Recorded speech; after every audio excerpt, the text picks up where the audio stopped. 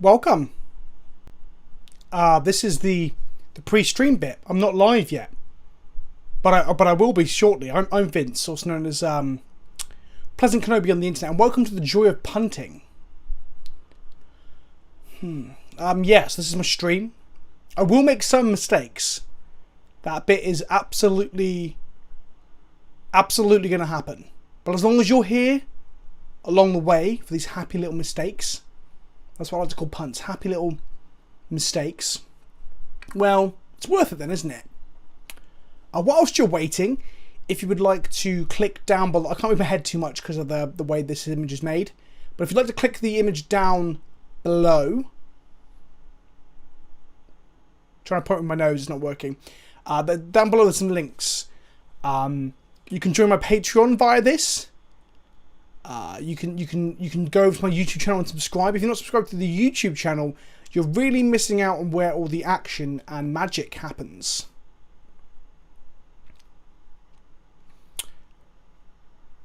Oh, I guess I should explain how you can support me as well, right? So the Patreon, you can sign up for like $2 a month. It's less than a booster pack. And that allows you to be on the Discord server where you can hang out with me and other patrons and talk shit, see when I'm getting low and pissed off at Magic for losing a lot, or when I'm happy because I'm just wrecking fools because it's better to be lucky than good. All those things and more. A giant hentai, all that sort of stuff. All on the Discord. There's other tiers as well. There's a slicer tier where we talk once a week in a voice call and you get to submit decks and stuff. But have a look on there. That explains it all there. You can subscribe to me here on Twitch. On YouTube it's free. It's the best free way to subscribe and support me is to just subscribe on YouTube. So if you haven't already, please go fucking do it. But you can subscribe here on Twitch. There's a button up there. Again, talking about my arms, my hands is really weird. Do you like jazz? Jazz.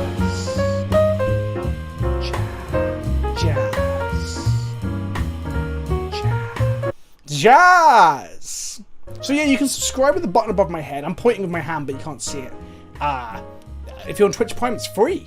Otherwise, you can throw a few bucks into the Quazo well, and I will take some percentage of that. Hopefully, a good percentage when I get partner. This is maybe another affiliate. Hopefully, in a few months' time, we'll look back and be like, haha, remember when you said you weren't partner in that Twitch intro? Okay, I filled 3 minutes of dead time. Hang on.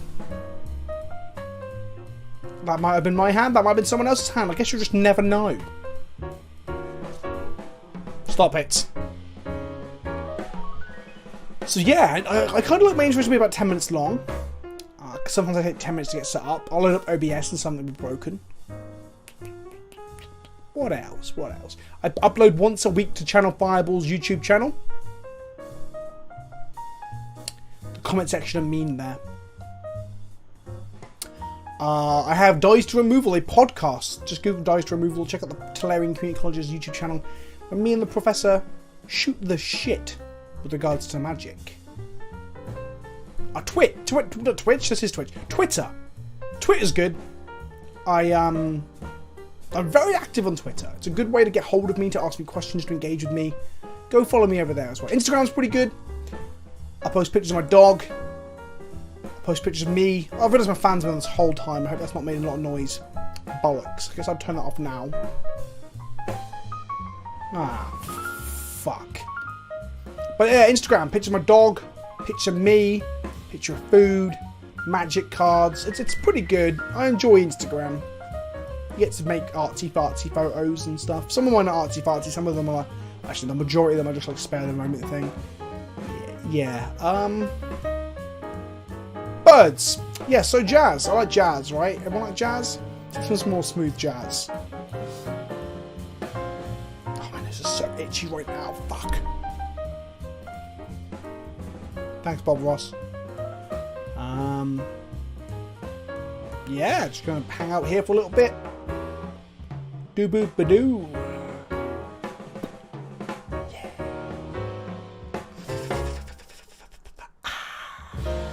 Jazz. If this comes out really well, I'm going to be upset that you only see it for the first 10 minutes of a stream. 10 or so minutes. I'll probably make it only 7. 7 minutes of me fucking about. I could just like play some like an image of a seaside here now, couldn't I? Like this. And I'm back. Bob Ross with a seaside for a face is pretty weird. If you like this, can we get some capital letter hype in the chat, please? Right now. At the end of the stream, we shall be raiding someone else. Normally raiding down someone with a smaller viewership than us. To share their love. Sometimes up if I want to, you know, network. But, yeah, so we're going to raid someone. So if I say that the stream's coming to an end, it's our last game, I'm about to go, please don't fucking log off. Stick around, okay? It hurts my pride when we raid with only like half the percentage of the people. Yeah, half the percentage? 50% of the people that were actually in here originally. It hurts my pride. So don't do that. Oh, chat rules. Be nice to one another. Don't be a dick.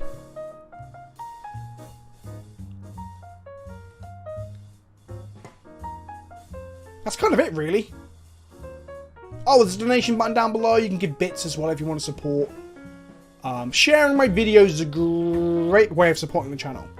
Like, if you have friends you think will enjoy my videos, fucking show them to them. Anyway, I guess, with only a few more seconds to go, we should play some Magic. So welcome to Pleasant Kenobi's Wander Emporium. The punt shunt. That's not even a term. The joy of punting. Welcome. Welcome. This is the pre-stream bit. I'm not live yet, but I will be shortly. I'm Vince, also known as Pleasant Kenobi on the internet, and welcome to the joy of punting. Yes, this is my stream. I will make some mistakes. That bit is absolutely going to happen. But as long as you're here along the way for these happy little mistakes, that's what I like to call punts, happy little mistakes, well, it's worth it then, isn't it? Whilst you're waiting, if you would like to click down below, I can't move my head too much because of the way this image is made, but if you'd like to click the image down below, trying to point with my nose, it's not working, but down below there's some links. You can join my Patreon via this. You can go over to my YouTube channel and subscribe. If you're not subscribed to the YouTube channel, you're really missing out on where all the action and magic happens.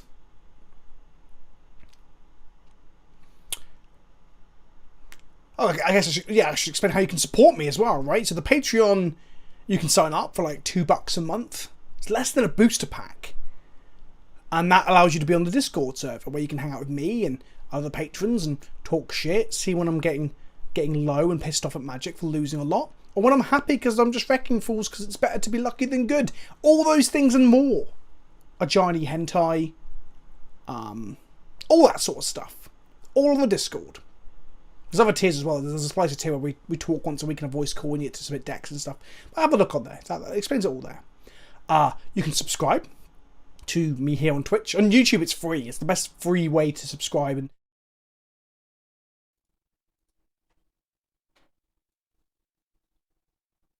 hello everybody! Hello. Hi! The way I said that and the way you said it made it sound like we're talking to a dog. Hi chat! I'm a Flickerwisp! And now... Oh, wrong one. Fuck. No, I've fucked this up because one of these buttons should take me to the other one. Great job. Professional content creation. That does take me to Lost. Nope. Okay, maybe the Lost scene is fucked. Did I fuck the Lost scene up? I did fuck the Lost scene up. It's just... Don't worry, chat. Nothing to see here. Just keep looking at the wisp.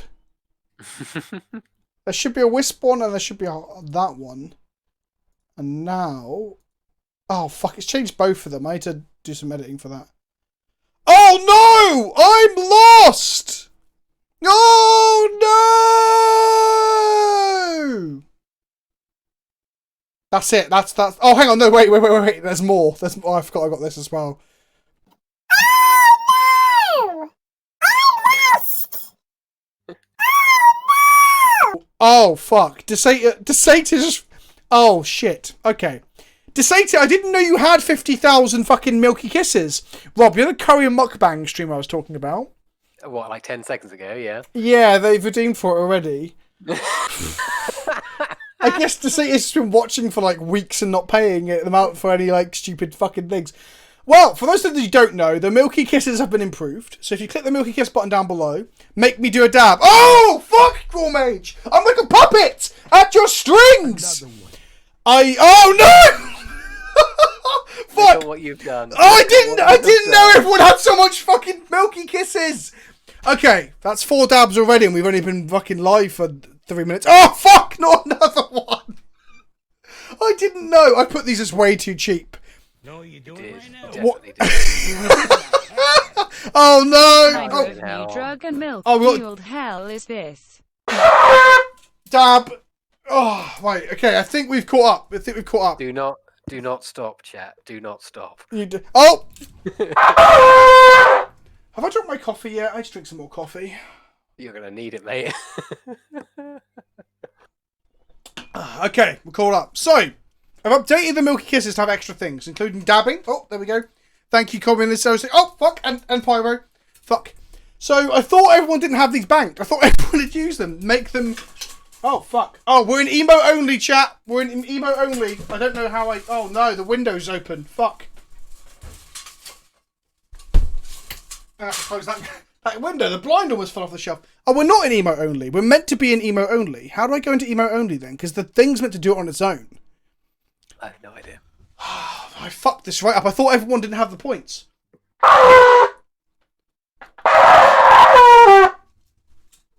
And dab.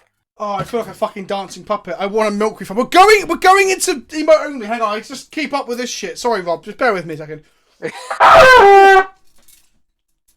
Okay, right. And a dab. Hmm?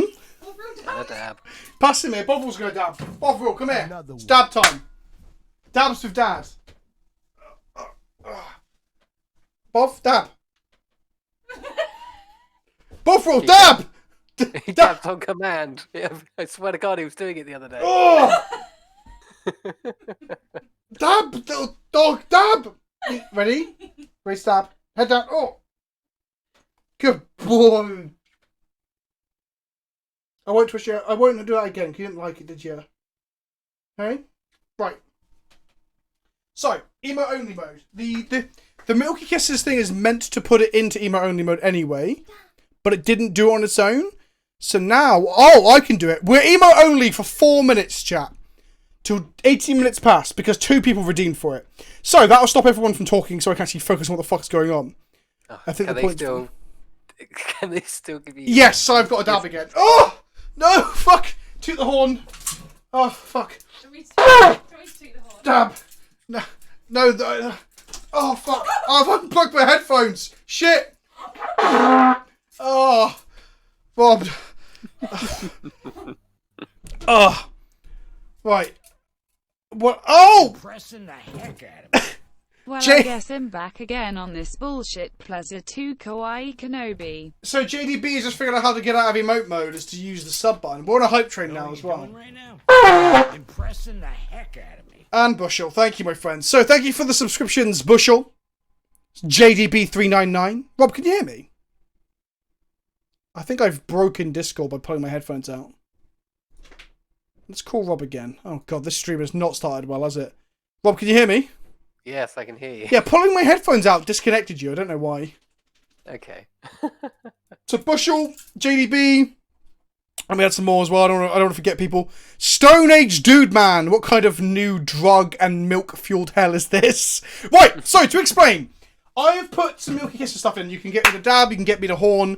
All those things I thought would be quite expensive, but it looks like a lot of people just didn't use their Milky Kisses over the last couple of weeks. So there's nothing to use them on. So there's a bank. There's also 50,000 to get to a curry mukbang stream. Now, those of you who don't know, a mukbang is where I just sit here and eat a food and hang out. So later this week, I will schedule a curry mukbang stream. I will announce it on all the social media. I will sit here. I will eat a curry. I'll probably order a vindaloo. I will sweat and we'll chat. We'll have like an hour-long curry stream right here in my office. Thank you for the bits of spiffers. Stink. It already does, Rob. I am sweating profusely from the heat. I actually had extra hot peri sauce for my chicken today.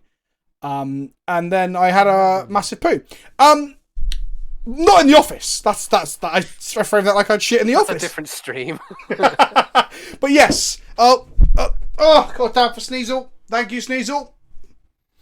So you can get your Milky Kisses by just hanging out in the stream. You get them for other things as well, as general like the bits and the subs and stuff. We're on the hype train level 1, by the way. We're already on a hype train, which is a good start. So you get those bits. The mukbang's done. I'm going to add some more stuff over time. They're now called Milky Kisses and actually have a milk carton, which is a lot more interesting than the normal stuff. Toot that horn. Fuck.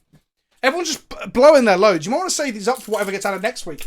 Also, if you've got bits, look down below. There should be, let me just double check this has worked. There should be a soundboard that you can engage with now.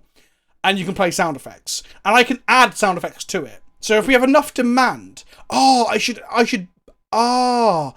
to add a Milky Kiss thing that allows someone to choose a sound effect that goes on the soundboard.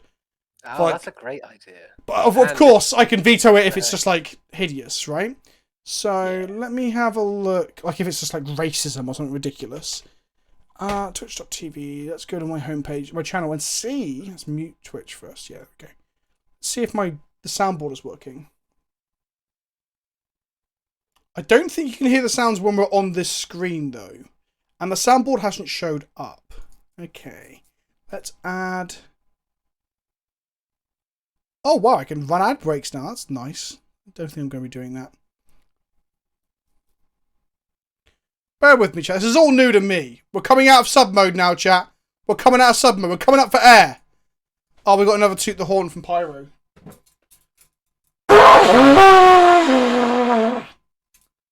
Fucking hell. I've got asthma, kids. Don't make me do this. 7 different clips trimmed down already. Also, Rob seems pretty quiet. Rob? Yes. Hello. Say some elocution lesson style shit and I'll fiddle with your sound. The rain in Spain falls mainly on the plain.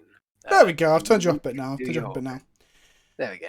When do you get partner PK? I'm going to apply for that at the end of this week, okay? First of all, it's my birthday next week. So I'm going to put in the application. It's my birthday on Tuesday. Please, Big Daddy Twitch, give me this.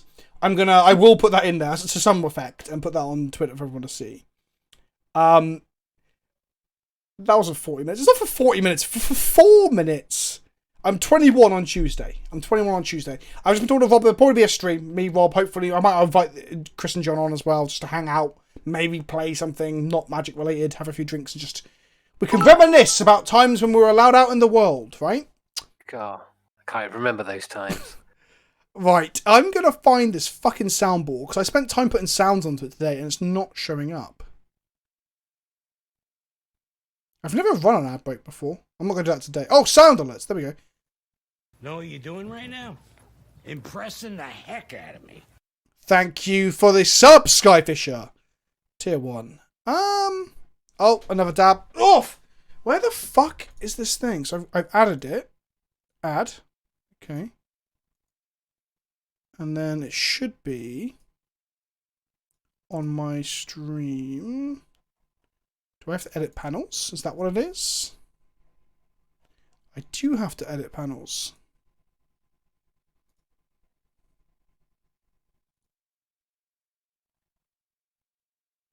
So we're going to take... Oh, what do I want to take away from here?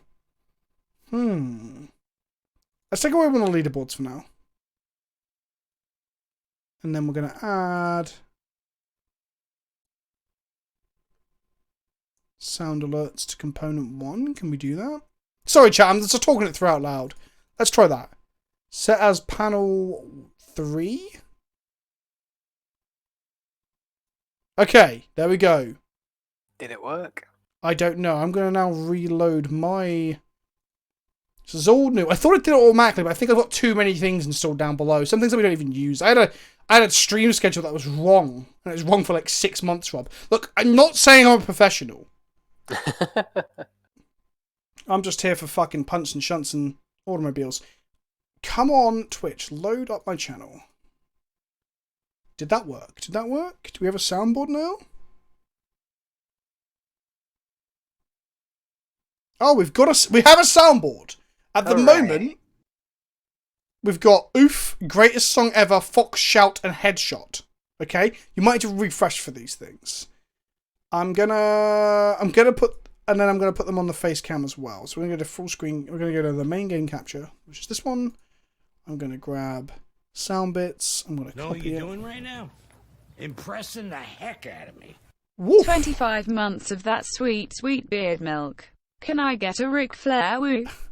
Anarchist A for 25 months. Woo! Is that a Ric Flair woo? I don't even know if that is a Ric Flair woo, Anarchist A. Is that what you wanted? Woo! That's more of a. Oh, there we go. There we go. The soundboard is working. The soundboard is working. What I will do, I'm not going to do it right now, but for next stream, that's the wrong tab. For the next stream, we will have the ability to add sounds to the soundboard via the Milky Kisses. And I will. Yes. I have Control Seed and broken things. No, there you go. So now you can add oofs. You can do headshots. You can play the greatest song in the world. But do you know what it is? Do you know what it is? There's another one. Wow, that was loud. That was loud. That was loud for me and probably loud for chat. Holy shit! How do I turn that down? Headshot. Oh my goodness! Right, I'm gonna turn down the background sounds. Holy fuck, Rob! You're gonna be quiet while I fix this. Okay. That's that chat, was that loud? That seemed loud. It seemed loud to me. Not that loud, honestly. Okay, I need to go into the settings. And that's Cardboard Live. That's not what I want. I want this. There was a sound bar. Where is it? Settings. There we go. Let's put it at like 60% and then turn Rob back up. Hello. Can you hear me now? Speak again, Rob. Speaking again, Rob. How's that sound, chat? Do I sound good? I just saw the Lotus Box clip and I don't know what the Lotus Box. Lotus You Box? need to dab again. Oh, fuck, sorry. Took the horn. Fuck, because they're grey. Damn. Oh. A tad louder, a tad, but fine, Rob, how are you? Hello, everybody. Right. Cool. Right. We're good. This is the point where I'd normally do a roll call, but we fucked around so much anyway that we're going to just get on with the stream. So, probably the best Rob has ever sounded. Oh, TPZ has noticed that you've upgraded your hardware. Ah ha ha. Man, you should make this... Rob can't hear the sound effects. Someone just played a fox shouting, Rob. Okay. Oh, I love it. Right, the reason we've got a fox shouting, the reason we're having a fox shouting is we're playing Fox Bomber or Bomber Fox. It's Bomberman but with a fox. To explain what Bomberman traditionally is in Legacy, is it... They just played a clip from What Does the Fox Say, Rob. You can't hear it. So if I just pause suddenly... That's why. That was loud. That was loud. Okay, let me change this. Oh my god, why is this so hard? Right. Let's go into Greatest Song Ever, and we're going to turn Greatest Song Ever down to 650. Okay. Right. Okay. Cool. God, this is also distracting. I've also, because of this, I've got a box that's just showed up in my chat, which just says only visible to you, and it's empty. I assume it's something from one of these plugins, but I don't know what it is.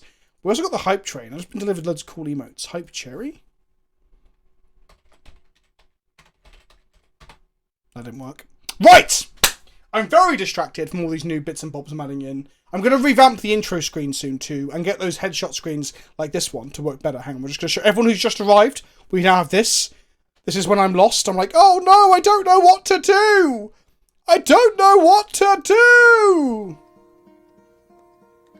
Hello, darkness, my old friend. Uh-oh. Uh-oh, what? Oh, no, I thought you were gone. That was all. No, I'm not gone. I had paused to play music for comedic effect. I can't get this all timed up, Rob. It's fucking hard. Right, anyway. Have people calm down with the milk. I think everyone's spent their milk now. Everyone's got all their milk, their banked milk, and they've all fucking fucked it off. Oh, we've got a message, very minor, but I see only manifold key. Shouldn't there be some voltaic key split? I thought about this, Master Neo. Let's talk about this. Okay, so this deck is Bomberman. Traditionally, Bomberman is Auriok Salvages, Lion's Eye Diamond, and back in the day, it was Pyrite Spellbomb, which is a 1-mana artifact. I'll show everyone these cards so everyone knows what we're talking about. A 1-mana artifact. I shouldn't have gone quantity 0 without a search, because that would probably crash Modo. So what you do is you loop Pirate's Bomb as a 1-mana artifact with an activated cost of 1 red to deal 2 damage to any target, or 1 activated to sacrifice into a card. You'd loop that by cracking LEDs for 3 white, and infinitely, or 3 red, should I say, or 3 white then 3 red, alternating with Ikoria Salvages. Oh, we got a dab. Oh, got a horn. And then we've got Ikoria Salvages. So Ikoria Salvages was a 4-mana human soldier that says for turn target artifact card from you, convert mana cost for 1 or less from your graveyard to your hand. So what you'd do is you'd crack your Lion's Eye Diamond for 3 white, return it with Ikoria Salvages, crack it for 3 white, return it with Ikoria Salvages, make like 1,000,000 white. So you've got the ability, then you'd crack it for red and return it, and so on until you've got enough to play your Pirate's Bomb and shoot him to death. Then, of course, as the subject of my video, which was called Walking Ballista was a mistake, you have Walking Ballista, which makes all combo decks either more efficient or more boring, depending upon which side of this fence you fall upon. Walking Ballista is the same thing as what the Spell Bomb was, except it was just had more utility in being a big body. If they've got a needle for the combo piece, in this case the Walking Ballista to the Pirate Spell Bomb, you just make an infinitely big Walking Ballista to twat them with in combat. It can also just be played early to kill creatures. It's just very, very good. So that's the original combo. Then what Wizards of the Coast did with Ikoria was print a load of cards that are absolute fucking nonsense, even on their own, let alone when they are your 8th card in hand that's available at the sideboard at all times from the command zone. So we got Companions. Now, Lurrus is the one that's dominating formats. Gyruda's been frustrating but not dominant, and Yoran is probably the second best of the Companions, because Yoran is showing up in loads of 80 card Bant lists, 80 card, all sorts of fucking lists, right? The other, third one, who's probably better than Gyruda on this tier list of Companions. I should do a tier list video of Companions. The third is Zerda. Zerda's been showing up a little bit in Legacy and Vintage because, well, it makes loads of combos very easy out of your command zone. Ask any competitive EDH player how good having a combo piece in your command zone is, and they will answer you with the words, well, probably the word very. It wouldn't be a very, that'd be it. It would be a very concise answer, I guess. So, what Zerda does is it allows you to make infinite mana using Grim Monolith or Basalt Monolith. So, in essence, these cards tap for 3, each of them, but they untap, in the case of Grim Monolith, for 4, or Basalt Monolith for 3. What Zerda says on its body is abilities you activate that aren't mana abilities cost 2 less to activate. The effect can't reduce the mana and that costs to less than 1 mana. So now Grim untaps for 2, Basalt untaps for 1, and then when you tap, untap, you net 1,000,000 mana, or as much mana as you need. Whoa. Then with that mana, oh, you all right, Rob? Yeah, 1,000,000 mana, big mana. Oh, well, you said whoa all of a sudden out of nowhere. I thought maybe someone... I was reacting to your big mana. Oh, I thought a fox might have burst into your home and been like... put a gun to your head and be like, what does the fox say, Rob? And you're like, whoa? I don't know. So, that's the infinite mana. What do we do with the infinite mana? Well, we walk in Ballista them. Or if we've got a Mystic Forge in play, hopefully just play our entire deck. Now, what the deck does in addition to all of this is play a lot of fast mana, so we can do this very, very quickly. Lion's Eye Diamonds, for example. Lotus Petals, for example. Mox Opals, for example. And Manifold Key allows us to use our monoliths or basalt monoliths once or twice to accelerate ourselves ahead into things like Khan the Great Creator and Khan Sign of Urza. Now, I've played against this deck maybe 3 or 4 times in the last 2 weeks, but I haven't played with it yet. I was going to test with it today, but I ended up not getting round to it. So, you got to bear in mind that I'm going to be finding my way along, even though I do know the essence of the deck. So we've got 4 of each of the Khans. Both of them, obviously, this one is our tutor that can go get cards out of our sideboard. We don't actually have Lattice in the sideboard. No, we do have Lattice in the sideboard. We have Lattice, Ensnaring Bridge, another combo piece in Basalt Monolith, another combo piece in Walking Ballista, a Tormod's Crypt, a Lion's Eye Diamond, and then we have a Glass Casket that we can use to get rid of a Delver or something problematic, thanks to the Khan as well. In addition to that, we have Serum Powders to make our opening hands better, so we can turn 1 go off. And that's kind of the deck. We have Inventor's Fair, we have 1 in the main and 1 Caracas. 1 in the Inventor's Fair, that what I was going to play, I've switched to a Blast Zone after discussing this with J Cloud, who's been playing this deck quite a bit. Blast Zone is basically here to blow up Null Rod. So Null Rod, I just took it out by accident. Let's add it back in 16. So Null Rod seems bad for this deck. Yeah, so he did say that ultimately the way that you lose is to Null Rod, Collector Oof, or several Force of Wills. Now, there's people on Twitter and people in other streams who've been like, but Vince, you shouldn't play this deck because it literally folds to 1 Force of Will. I'm like, I don't think that's actually the case. We'll see in practice over the course of this stream, I guess. But yeah, Inventor's Fair, Null Rod and Collector Oof are the biggest problems. So we've got 1 Blaster in main, and we've got 2 in our sideboard to bring in against those matchups. They also come in against like the Delver matchups that are going to be playing Null Lord, so they're actually just quite good against Delver in general. Especially now that Delver decks are playing Lurrus, so their CMCs are 1 or 2 or 0, and that's it. Manifold Key is better than Voltaic Key because there's a discussion going on in the chat. One of the arguments is you split. So Manifold Key is literally Voltaic Key with extra ability to untap another target artifact. The argument is you can split them so they can't needle them both. But ultimately, I don't know if you're going to get that many games where you're trying to play multiple keys. Like, there's a small amount of equity in that, but there's also equity in target creature can't be blocked, and you've got, like, I don't know, a 10-10, like, Khan fucking Scion that you can just slap in with. So there is that too. The sideboard also has some interesting tech. Something he's told me about is that you can go get Glass Casket with your Khan if there's a Null Rod in play. And if Khan survives to the following turn, which against Delver it probably won't, but against other decks it will, you can then uptick Khan on the Null Rod to turn it into a creature. Then you can Glass Casket the Null Rod, which I thought was super fucking cool tech. However, I did ask, is that cute? And he said kinda, because the matchups where it matters, it's hard to do. Then the non-effectable things is we just have 4 Swords to Plowshares and 1 Path to Exile. Now, we're going into emo only because Stim wants it. We're in emo only for 2 minutes, chat. Which also helps me to not get distracted, so that's nice. Emo only for 2 minutes. The reason we got like 4 swords and 1 path to any other way around, what someone in chat just asked a moment ago, is that Plowshares is way better in our deck because we don't want to give them land, which ramps them. Giving them life doesn't matter if we're killing them with Walking Blister. It's as simple as that. And that is the deck. Rob, do you have any questions about the deck? No, it all seems pretty straightforward. Besides the fact that what exactly is it that Zerda gives you that the previous deck didn't have? I mean, is it more consistency? Is it more how does this? Because Bomberman's pretty linear, right? That's the thing, and it's always worked really well in and of itself. So, what does the Fox give besides? So what the Fox does is it gives you that consistency. So you've got one of your combo pieces now exists in a zone that can't be interacted with. It can't be Thoughtseized, it's just there in the command zone. So it's the same as having a commander that you can combo with. And that then being a card that you draw every single game, and cannot be interacted with, gives you that consistency. It also allows you to combo with both Basalt and Grim Monolith, which the deck didn't do before. The deck's never really done that. There's been like Rings of Bright Hearth variants of this and other versions of the decks and stuff. But Zerda's doing that on a body in your command zone, that's always in your hand, where having Rings of Bright Earth be like a fucking do nothing. At least, again, you can also just play a Zerda, which makes creatures unable to block with this other ability. It's also a 3/3 body. Like, it's got other text on it as well as just being a better Rings of Bright Earth. So yeah, it's literally consistency. Consistency to the point that the Bomberman combo now plays no bomb and no man. It literally, it is not Bomberman anymore unless you're a stickler for respecting the history of the goddamn game. It's just not Bomberman anymore. It's like Fox Bomber or like Fox, I guess Fox Ballista. You could also call it like Fox Bastard if you do like the name Machine Gun Bastard. Yeah. Fox Bastard's pretty good actually. Fox Bastard. Right, we're going to come out of emo only once we're into our first league. Another one. Let's fucking get in there. Thank you for the sub before we went into emo only. Who was that?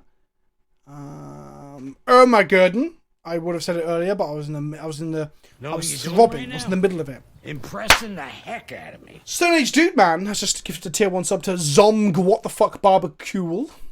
And welcome for the 7th month in a row into Wellstrom. Welcome. Ape said fuck you all. We're staying in emo only for another 2 minutes. So that's that. Back into emo only we go. Bye. Well, at least I'm not in emo only. That would be no, right. And neither is Jafar either. Jafar has got moderator status, so Jafar can talk. I've only been toying around with Grizzle Ball decks that works pretty well. It says Lockout 1. Mage Master's got a sad face. Ape's also a mod, so he can talk when he emotes only. I think, though, if you demand emo only, I think it's in very bad taste, Ape, to then talk. That's literal mod abuse.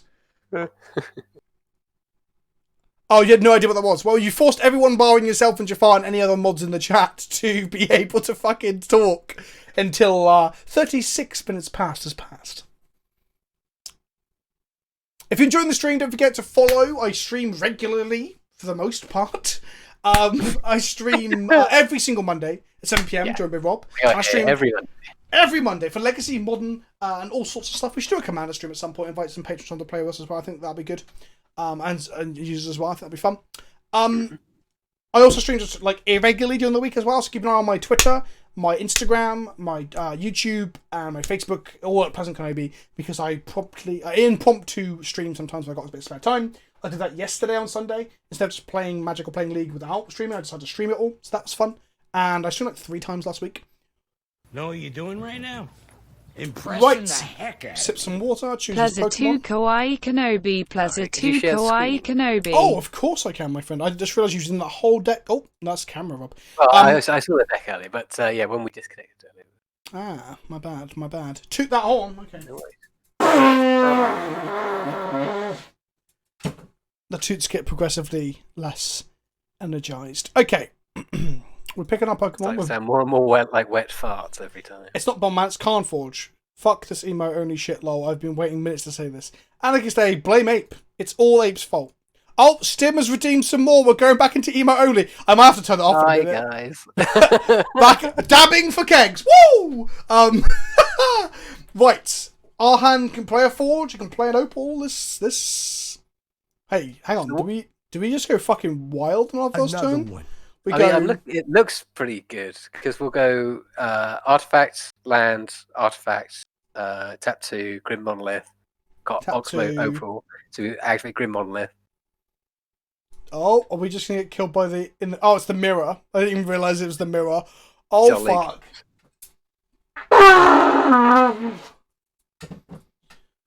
Another one. We might just be dead. Aren't companions fun, chat? Aren't companions fun? Lord Vivalcon, thank you for the Twitch Prime, my friend. Welcome. Know what As you're our doing first right new summon now? today. Impressing the heck out of me. So they now crack the Lion's Eye Diamond for 3 white to make Zerda. But they don't have a Grim Monolith. If we draw Lion's Eye, we can crack our Lion's Eye, make a Zerda once we've dumped our hand. And then if we've got 1 spare mana, we can untap our Monolith, and just go fucking Know what you're wild. doing right now?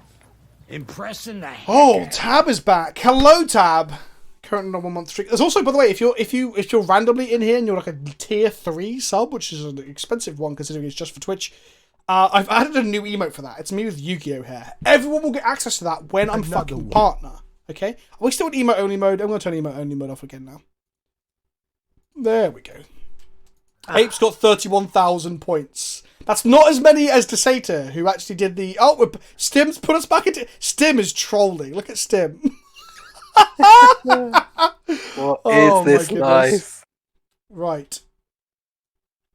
Let's untap and just draw 1 more 0-cost artifact to be real hot. No, okay. So actually our opening hand's going to be quite poor. We should have paid attention to what we were playing against before we picked a hand that required an extra draw.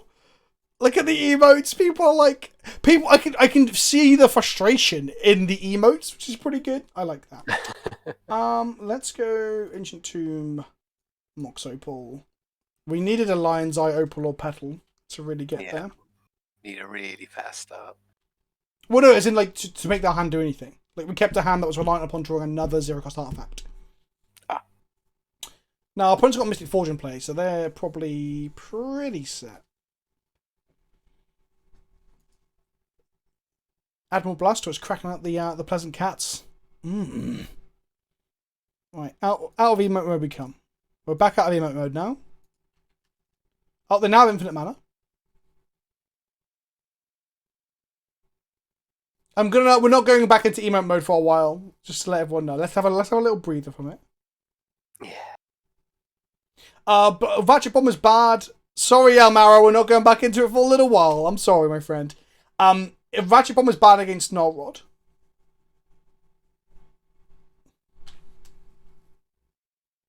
Streaks don't show for Prime subs, FYI. That is a shame.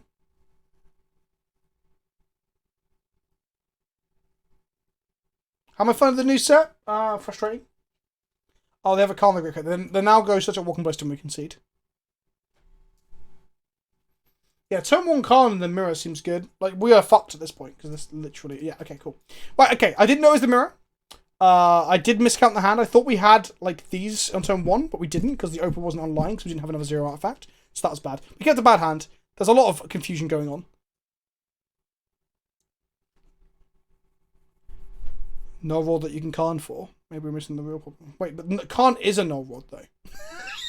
Yeah. Okay, we're gonna bring in our blast zones, take out an Inventor's Fair, take out a Cracker. Yeah, I mean, what is the mirror looking like? Just I have literally no fucking idea. I don't think we need a plane, so we'll bring 2 blast zones so we can take up and kill their Karn if we get some sort of Karn mirror lock thing. Do we want plowshares? Probably not. Okay, here we go. I mean, a Caracas is good against the Companion if they can't make input mana in response. So if they play the Companion and have 1 mana left and activate a good monolith to untap it, then yes, we can Caracas them. Turn 1 Karn is literally unbeatable in the middle. We'll give it a go.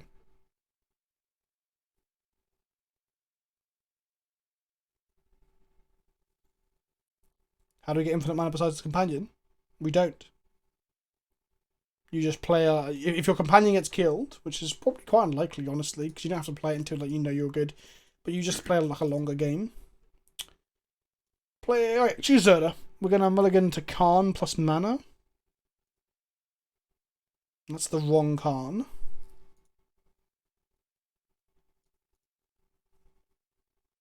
It's a shame. We can go City of Traitors, Grim Monolith, Serum Powder, Salt Monolith, Karn. Right? 2, tap for 3, play this, net 1, tap this for 3, that's 4. Play this, netting 1 again, tap this, play the Karn. We'll have a load of tap monoliths, but maybe we should sideboard Urza for the Karn matchups. That might not be the worst idea in the world. Let's powder. Okay, turn 1 Tomb. Manifold Key, Opal. Opal doesn't do anything. I mean, this is a turn 2 Karn? Yeah, it's turn 2 Karn, right? Mm-hmm. Yeah, this is a key.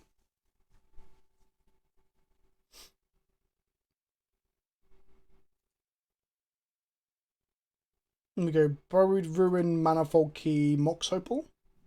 Turn 1 Karn? Turn 1 Karn? Oh, Ancient Tomb. Oh, what the fuck am I on about? We can play Ancient Tomb. So 2 mana, Grim Monolith.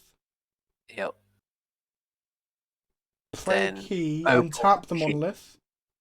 Yep. Wait, no. Yeah, because that's 2 Grim Monolith taps for 3. Yep. So you play mana key for 1. Yep. We got 1 left.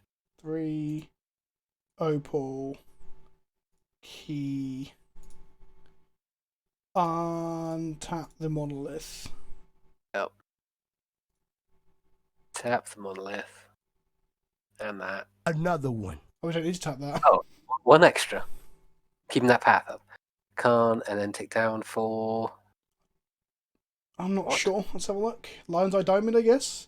And now we have infinite mana. Next turn. Or this turn, we can play our Zero and tap our monolith, but it doesn't do anything.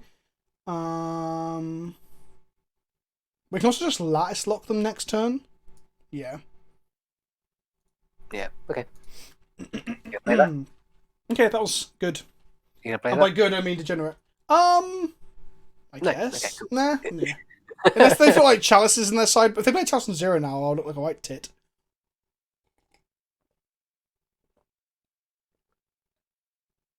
Okay. That's how the mirror goes. Right. Well, Legacy does look like it's in a fucking state, doesn't it? I mean, as a snapshot. As a snapshot. Yeah, I mean, if we're going to play Bomberman all night, Legacy's got some problems. Because it starts to look a little bit too much like, what was that Lantern Control modern era, you know? Well, no, there are other decks. This is not the problem. This isn't the prominent deck. The prominent decks are like the Lurrus Delver decks. The Delver decks have some game because they have days and force rules to fight back. Mm-hmm. I think Blue Cat Magic is actually a bit better than... Another one. Yeah, but fuck the companions, as Abe says. I agree. Okay. We have a turn 1, dump some nothing. Okay, we're going to Serum Powder this. Wait a minute. What? Wow. So Powder exiles... I had never seen this interaction before, and obviously it's been around for a while. You exile things, then can get the things back from exile? Yes. Oh, Huh. that's neat. That is neat. Okay, so we have a hand that makes infinite mana. But nothing to do with it. Good. Real good.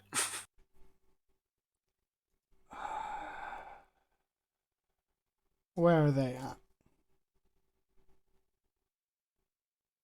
They've gone to 6. Are they going to 5? Chat. Let me tell you a story of the Bomberman mirrors of 2020. Where you just play cards. I don't think we can keep this. I think if we can't reliably go off on turn 1, we probably shouldn't be keeping. Because I think we just need to slam cards. Because Yeah, Khan turns exactly. off everything. Khan or death, says dull and boring username. Interesting. Do they mull to 5?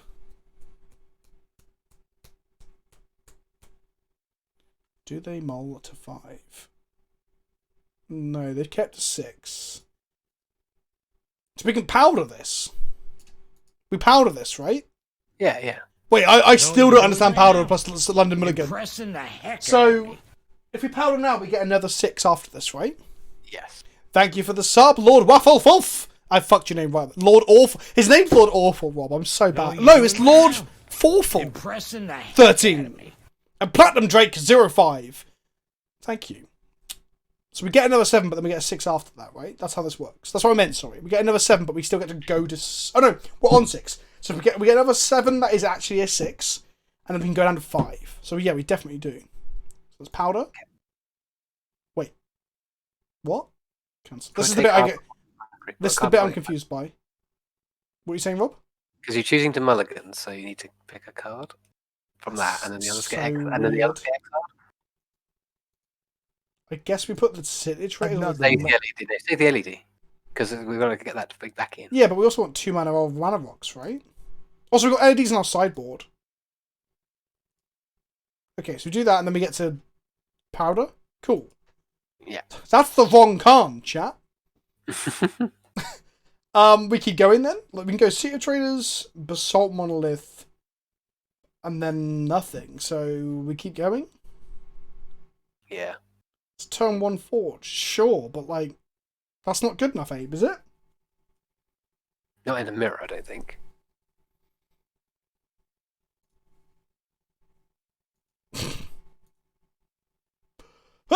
Okay, great career. There we go. Let's keep this. Let's put this on the bottom. This on the bottom. This on the bottom. So we need to draw a soul land and survive to turn 2, right? Simple. Couldn't be simpler. Okay, Monolith. I mean, if they can't us, none of our hands were good, right? If they can't us, none of our hands were good. Put the artifact land back. No. It doesn't... Jafar, it doesn't fucking matter. Like, it literally doesn't matter. If they can't us, we're fucked. Like, it being an artifact mana doesn't actually matter in this circumstance. So if they have a Khan, we have lost. Not the same Khan. Oh, okay! Soul land off the top! Come on, hang on. How many soul lands do we exile? Just 1. I think we're only on 3 City of Traders as well, so we've got 6 more soul lands. Come on, soul land! Come on, one time. Huh? Ah, fuck! Okay, it's fine. The problem we have now, chat, is this construct will just kill our calm. So, we lose, I think. Okay, let's go island. Let's go island, plains. We should be playing island. We should play island, Echo of Aeons, and Urza. Oh, we can't play Echo. No, we can play Echo of Aeons. We need to make enough mana for calm plus bridge. That does sound good. Makes sense. Calm bridge doesn't stop the beta. Calm bridge does stop the beta. Why wouldn't it stop the beta? That's 6. Okay, I see why they thought about this hand for a while, because they're like, we can beat the shit out of them. So we want to see if we get another monolith or a grim monolith, how much mana can we make? We go 3 untap. That's not enough for... okay. So we're going to take 14 next turn. Oh, Jesus. It's okay, So we're a we've combo got- deck. We only need one life. So we go Basalt Monolith, untap it, play a Karn. Oh, fuck, this isn't Grim Monolith, Rob. I can't even cast it. Shit. I thought it was Grim! I'm saying it's Basalt out loud. I thought it was Grim. I thought we could cast it. I thought the whole time I was chatting about Soul Lands, I thought that was a fucking Grim Monolith, so we could cast it. And it wasn't. Bop, bop, bop, bop! Down for LMAO. Okay, that was... Fished there. That was all it was. Yep, at least this is just like the Lewis stream we had, which went well, but we still finished all our games quickly, right? The Lewis Goblin stream. Was it the Lewis Goblins that we did well with? Yeah, Lewis Goblin. Yeah, we were done by like 10 to 9, and then we went and did the other one. Oh, which was terrible. So what happened there? So game 1, I didn't even pay attention to what the fuck we were against, and our opening hand wasn't as good as I thought it was. I glanced over, I was like, oh, we can cast this rock on turn 1, and we couldn't, because the Opal didn't tap for mana, obviously. It's obvious when you stop to think about it, but we're chatting shit. So our game 1 went badly because of that. Game 2, we followed the advice of people in chat, and what they've been saying, the conventional wisdom that Karn is good in the mirror. At game 3, we went with that conventional wisdom again, but our opponent had a very fast beatdown hand that they spanned the wheel with. Meanwhile, we'd never really hit any good hands. Like, none of our hands were actually that good. Also, here's a horn for TPC. Okay. So, let's choose our Pokemon. Let's put some lights on, 'cause it's a bit dark in here. They are on Luris of the Dream Den. Welcome to 2020, the year of the Pokemon. I think we have to mulligan this. There's just too many cards. Yep. We want a fast start against a Luris deck, right? We want to go Traitors, Basalt Monolith, Grim Monolith. Traitors, Grim, Basalt, Opal. Yeah, okay, this seems good.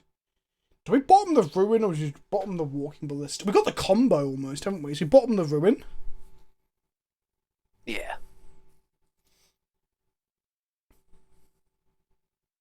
Ship Ballista, Ship Ruin.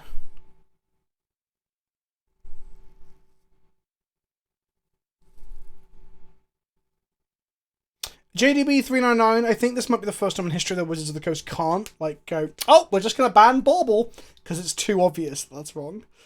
Vince, how do you feel about Dr. Mundo support? Unrelated, but hey, fucking Dr. Mundo in every lane. Let's do it. Yeah, okay, we're going to bottom the Ruin. Let's go. We've got an LED off our Karn the Great Creo as well, so we can go down to Karn, get an LED. Oh, then the Ballista will be in the bin. Thoughtseize. Oh no! That's not good. Fuck. So they take our Grim Monolith.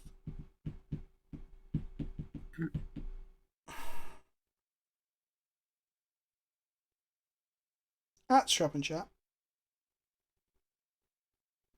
Oko die for the sins of Boreal Grazer. I mean, that's some high class, very bizarre trolling. We lose our Grim Monolith.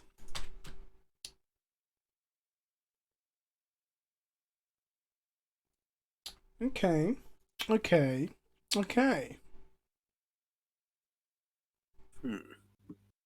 Watch them daze this Basalt Monolith.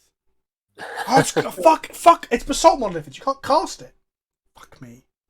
I keep thinking it's 2. I keep thinking Basalt is Grim. And the funny thing is, I think I've played with more Basalt Monoliths in my time when playing Magic than I have Grims. Because Grims are played in, like, Mud, where Basalt Monoliths played in 4 Horsemen. I definitely played more 4 Horsemen than I have Mud.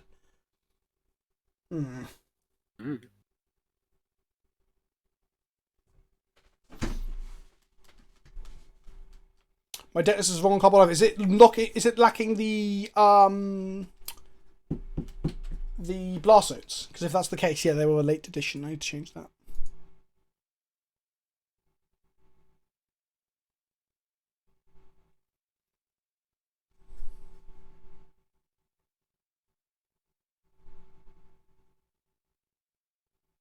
No, our opponent's on like some Vermity Delver. This isn't Pox. I'd be very surprised if this was Pox. Actually, no, they might be Storm, actually. Duras plus Thoughtseize. That is not likely to be Delver. I think that's Storm.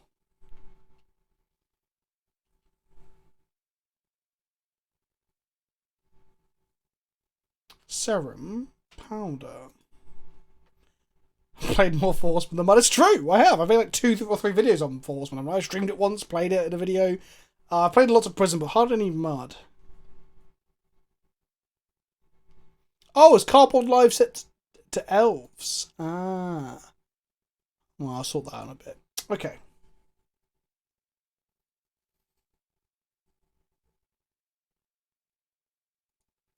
So if it's ants, that we're very unlikely to have to care about days, right? It's still a possibility, but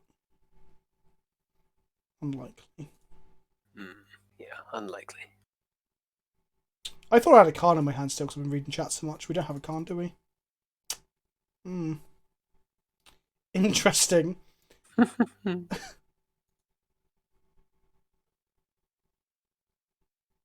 Fine. Things fine. Oh, that was a fox shout. That literally made me jump. What the fuck? If we draw a white source form, what happens next turn? We play this and kill them. So the question is, do we play Serum Powder? Does it matter? I don't think it matters, but I think we might as well. Do play Serum Powder and then tap it and the extra mana to play a Welcome Blister for once with Thoughtseize proof? Does that make sense? Yeah, that makes a lot of sense. Because at least then we can do something, can't we? Yeah, and then we just have to draw a white source. Yeah. Perfectly simple. Couldn't be simpler. Oh, wait, what the fuck? Another Oh, one. derp, we already had mana in our pool. I'm a fucking idiot. Cast this. I think Panzer, there's no reason to save the Ballista because they are more likely to have hand disruption than they are to have main board removal spells if they are Storm, which I'm very confident they're Storm of some variety because Duress plus Thoughtseize is very unusual to see out of blue-black pile decks. We played around Daze the whole time. I guess we did, even though, again, Daze is a possibility because some Storm variants have played Daze, especially recently, but I don't know if the Lewis Storm decks are playing Daze. They weren't playing Daze when I last looked, but again, I haven't really looked. There we go. Okay, so whilst we're set up for drawing a white source and combo killing them, they might just kill us now. Dark Ritual, Cabal Ritual. Oh, is Storm playing main deck Deadweight or Kappa? Well, actually, to be honest, that's not terrible with Lewis's, but I don't know. But why every time Vince says derp, it sounds like a stereotypical Californian accent to me. Well, that's because I am secretly Californian. I'm actually 1/16th Californian. It's just my gooch. My gooch is Californian. I lost my first gooch in back in 2012, and I had a gooch transplant. Have they killed us? It looks like they've killed us. Yeah. Usually when they're ad nauseuming, it's death. My gooch is a long blonde hair. Well, no, Rob, because they can ad nauseum and not hit the correct things. But what I meant was like with what they've revealed. So your Badlands Petal, they've got Dark Ritual, Cabal Ritual, and then Petal plus Bauble plus Petal. So that's enough to stop the kill us anyway. They could also then now Infernal Tutor for Cabal Ritual off the Cabal Ritual as well to stop the Storm count. We're dead. Do you play Ad Nauseam Storm? There are 2 versions of Storm in Legacy, one of which is called Ant, which is Ad Nauseam Tendrils. That version does play Ad Nauseam, yes. The soundboard is in the boxes down below. There are currently only 4 sounds on it because I put it together today. You pay bits in to fire the sounds at us, and I will be adding more to it over time. Tez is better than Ad Nauseam deck than Ant, though. Tez is a better Ad Nauseam deck than Ant. Yeah, wait, does Tez play Ad Nauseam as well? So Tez is the Wish version. Tez is the one that plays not Burning. No, it is Burning. Or is it Cunning? Omniscience plays Cunning. Tez plays Burning. The Fox sounds fucking terrifying. The Fox sound is fucking terrifying. Okay, we can scoop it up now. You can, if you're interested to see what Storm is doing, it's over there. So, it might just be an old echo. Yeah. Okay, that's fair. That is fair. Right, we are against Storm. We just need to combo them faster. Yes. Our Khans are going into the Lions of Diamonds and the Petals. Mm-hmm. They aren't playing any counter magic as far as I understand it. Some variants can play Daze, but I should think they will be. So we want to beat hand attack by going first and just fucking killing them. That's our plan. Okay. Crypt That's is a poor plan. Crypt is helpful, but I think we just fire off the Crypt from our Khans. I don't think we want to bring it into our main deck. Sure, that makes sense. But I don't know if this deck varies to other Khan decks. Does Blast only help at all? Probably not. Like, we can't kill them to the orange tokens with it. We can kill petals and our lions, not our diamonds for it, but that's probably damaging us as well, and killing those things doesn't help very much. I don't think glass is very good. Terribly slow as well. Like, Do you want removal for Lurus? Probably not. Like, I think making our game plan worse just for like one of their lines doesn't seem. But again, Panzer, I could be wrong there because playing against Lurus is weird because we're still in like early days.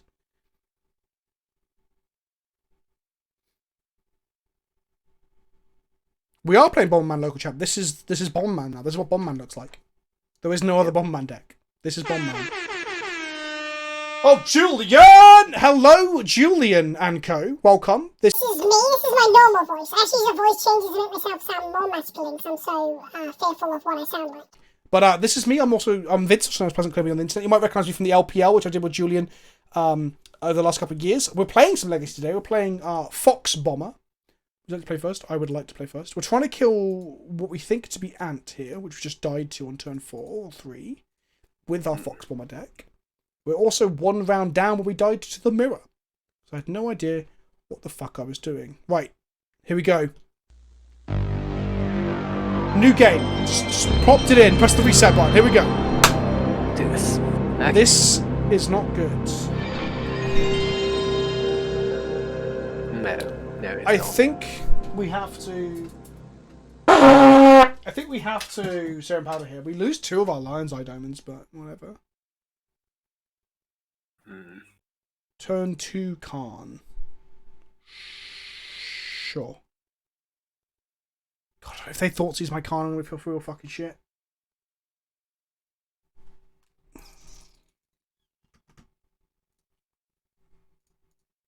If I thought this was my Khan, I feel really shit. Maybe we should have went down. I also forgot, as I chose that and picked that, Rob, that we had powdered. So we still had a 6. I thought we were on 6. I was like, I don't want to go any deeper. One time, no hand disruption, but no, that was a bad keep. That was a bad keep. That was a bad keep. That was the PS1 starting sounds. That was not the PS2 starting sounds. Come on, children. I'm only 21. Fuck! Yeah, this hand was garbage. I thought we were on a 6. I was like, oh, I'd rather have this than a 5 against the Thoughtseize. That was wrong. Okay. This makes a lot of mana, but doesn't do anything. No, don't like it. The PS2 had like a... What was the PS2 opening sounds? It wasn't as iconic or interesting. It's like it still brings up nostalgia because you've heard it a million times, but it wasn't. It was also sort of like just sort of bling, bling. It's just bling, some schwow, bling, wow. Yeah, because it had the little motes of light like floating around. Yeah, it was shit. To quote somebody, I don't know. If we draw anything off the top, a Khan would be good. A Ballista would be good. The GameCube opening is the best of all time, and here it is. God, the GameCube opening is so good. Fuck! The GameCube is the console I think I'm the most nostalgic for. Are we dead?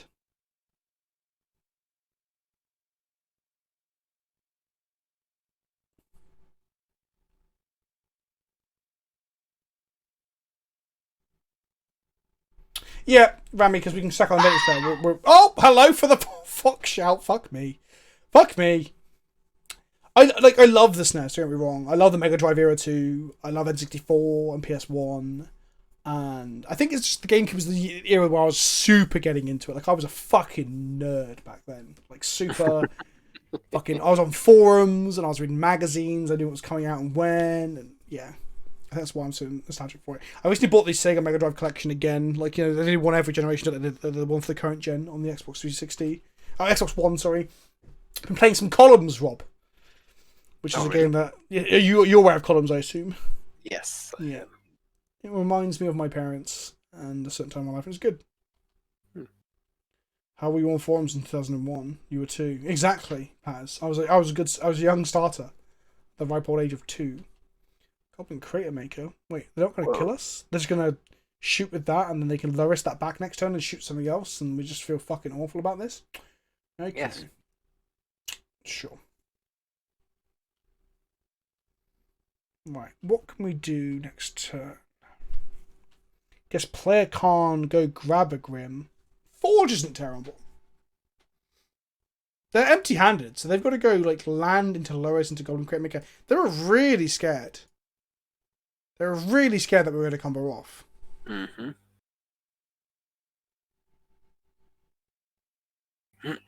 Okay, Mystic Forge. Pretty good top deck, honestly. Yeah. Come on, Forge. What you got for us? Oh, come on, that's an artifact. Okay. Oh, you've got to be fucking shitting me. Right, if they hit like Dark Ritual, can they? Is there any way they can go Lewis into Goblin Crate Maker next turn? No, they can cast Lewis now, so we'll see a Crate Maker the following turn. So Crate Maker is now like a 2-3 over the sideboards of Storm decks because of Lewis.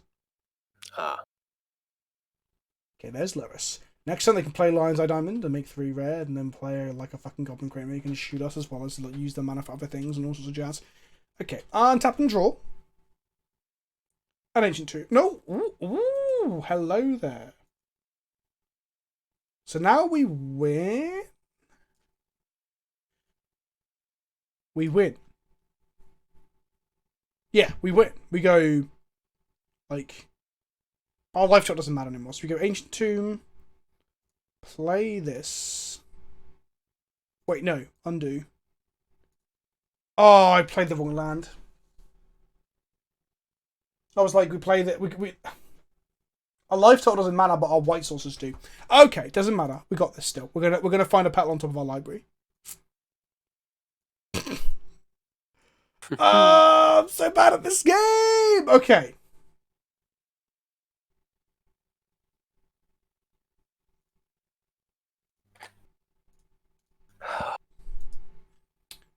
I just thought for a little bit longer. As I played it, I was like, hang on. There's something wrong here.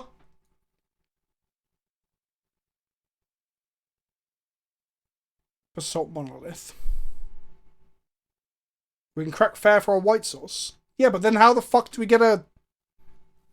We can shoot off pedal, but then we don't kill them. Because we need the fair to go get the... Oh, you want to go all in on the Forge. Forge can kill them. Oh, because we can untap our... Oh, we can play our whole deck, right? Mm-hmm. Okay, so we go 3 mana, play up a Basalt Monolith. Find a Walking Ballista. Cool. We then want to go... So 4 mana, 7 mana.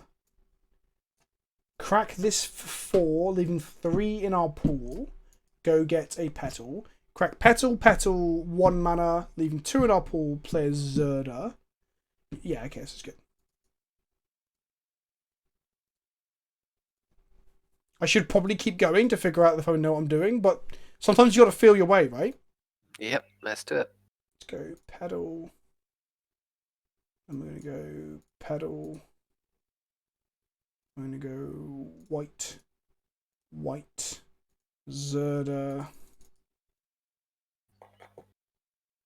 And we're going to use that mana to untap this one. So now we have infinite mana, chat.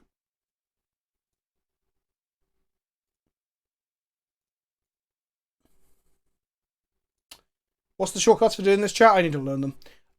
Then we play the Grim on top.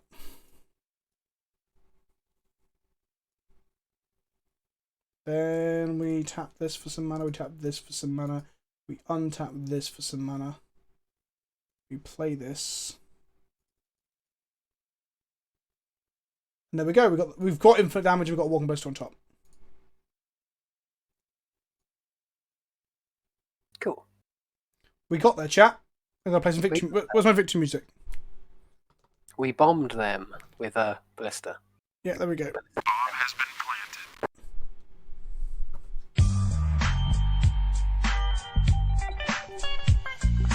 Lucky as shit then. No, we weren't. No, we weren't. You know when you stumble and you like trip and you fall, and then you're like, whoa, whoa, whoa, whoa, ha, ha, got ya. Only fucking kidding. That's what I did there. Yep. How much mana do I need? 40. Fucking hell, these clicks are annoying. Is it W to keep going? Headshot. Oh, headshot! That's what someone just played on the soundboard, Rob. Having to explain it to you makes it so, like, even seem more childish and silly than it actually is. But we're here playing like a card game on a digital platform that's emulating it badly. So I mean, all bets are off. I'm just gonna play it for 10 and see if they let me like win, or if they want me to play through it. You know, they might be nice enough to. Let's just play this for 10 and keep 2 in the pool. Wait. And if they're mean, then we've got to go even deeper. Do they make us keep playing? No. Okay, cool. That's nice of them. Thank you, opponent. Opponent, you're a good person, and I appreciate that. Don't ever click. Yeah, that could have been bad. Tutor for LED gave us plenty after playing Ballista. Yeah, there's quite a few lines there, right? I mean, playing the planes first and not fucking, oh, that fox shout is so sudden. Oh, Rob, I wish you could hear it. Every time it happens, I'm going to emulate it for you, okay? Ready? Oh, thanks. How does that make you feel, Rob? Disturbed. Hugely disturbed. Good. That's exactly how I like to hear it. Oh, another fox! What's your favorite fictional fox, Rob? Trying not to say Disney's Robin Hood, but it's really hard not to. Oof, I hadn't even thought of that one. Okay, let's talk. What are our options? Right? Disney's Tails. Robin Hood. Tails, yeah, that's right. What's his name? Fox. Miles Tails Prower? Prower, yeah. Yeah, what a fucking dick. I hate Tails. I think Tails is a whiny little bitch, alright? Go to Facecam for this. Fuck Tails. Star Fox. So there's Fox McCloud, yes. There is obviously Disney's Robin Hood, as you said. Yep. There is the Fantastic Mr. Fox from both the book and, of course, the fantastic movie. Oh, Basil Brush says KWWWWWW. Basil Brush. Do you know what? Basil Brush can fuck off too. He is old money. Is he a billionaire? Is Basil Brush a billionaire that just lives with a... What is a curry mukbang stream? Google it, Sushi. Google it. What is the dubstep version of Kirby's theme you use as a soundboard? I don't fucking know. It was literally an instant soundboard. I grabbed it. That's probably naughty. I shouldn't do that. I should probably know the origins of these clips. It's some dubstep remix of Gourmet Race. A mukbang is where someone eats for the amusement of others. So I'm gonna advertise my mukbang stream like 2 weeks in advance. Try and get at least. I don't want to like eat a curry in front of 6 people, right? I want an audience of hundreds. As I sweat in this office chair, like nom, nom. I fucking love curry as well. Anyway. They're on the draw. No, on the play, sorry. Our opening hand has Ancient Den, and then not a whole lot else. This hand's very good with another land. I think we powder this, though. I think we do. Oh, Sushi, don't say for the mukbang stream, we've already had it done. Desato was straight in there, first 30 seconds was like, eat a curry in front of me, you fuck! Okay, we're gonna powder. It's slow, and also if you don't draw another land, it's just bad. I'm gonna, you know, he gets a request that he, like, I'll just do a Vindaloo. Alright, I'm not gonna do a foul or any of that nonsense, but okay. This hand has a turn 1 Grim Monolith, and then we've got Inventor's Fair, and we've got the Fox. This is actually a pretty good hand, I think, because we go turn 1 Lion's Eye Petal Opal, emptying our hand, land Grim Monolith, untap Berserker, Infinite Mana, Inventor's Fair, kill. Cool. Oh, we have to untap. I think we do it on the turn. Woo! Okay. Here we go.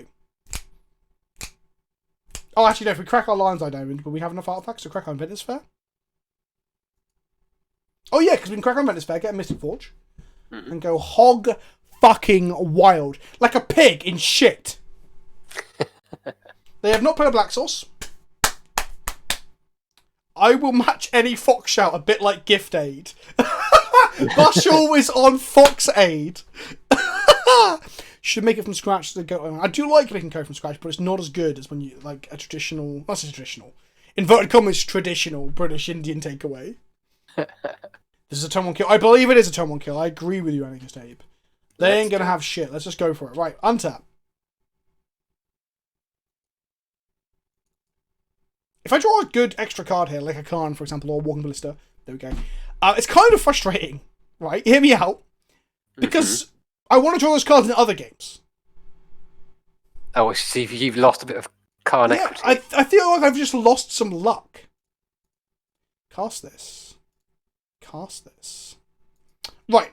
Okay. Let's think this through. If we go Inventor's Fair, Inventor's Fair is the key here to killing them this turn. Yeah. However, I don't think we can. Crack petal. Exactly. We have to crack a petal or a lion's eye diamond to get into it. So, what do we do? This is why I wish we had like a chalice of the void pot on one off the Karn, but we can go and get a crypt off the Karn and play it.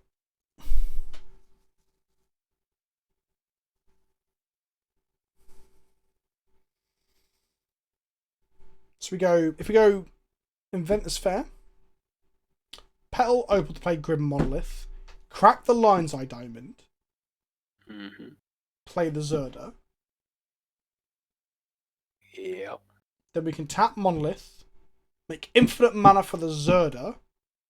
Wait, this is the kill, right? Hang on. So we don't use an Inventor's Fair here. We've got mana. Oh, we need land. We need sacrifice of Inventor's Fair for an artifact. 3 or more. So if we've cracked our things, we can't crack the fair. Play the Inventor's Fair before you crack LED. Of course. We can't crack it. We can also go Inventor's Fair, Opal plus Inventor's Fair, Monolith, Petal plus Monolith, Karn. Activate Karn, get an LED. LED for Zerda.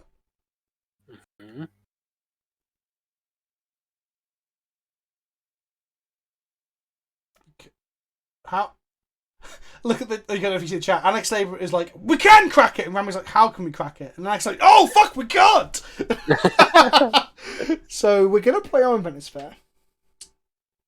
Okay, I'm pretty much on the consensus that we cannot play and crack the Inventor's Fair this turn. So we need to figure out what we're doing that stops them from doing shit. Yeah. So we can still make infinite Grim Monolith mana, can't we? If we've activated Karn, it doesn't do anything. Another one.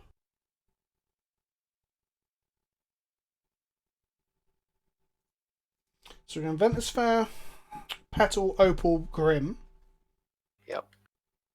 Then we can go...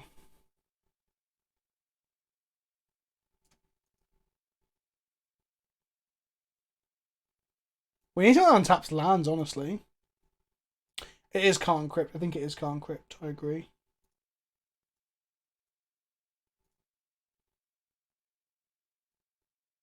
Okay, there's a lot of thinking. I'm bad at thinking. Thinking's hard. Why would you think?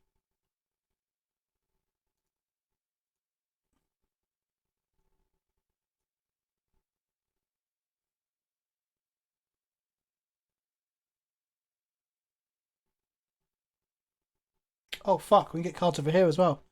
Oh wow, there's a Mystic Forge, no Exile Zone now. Huh.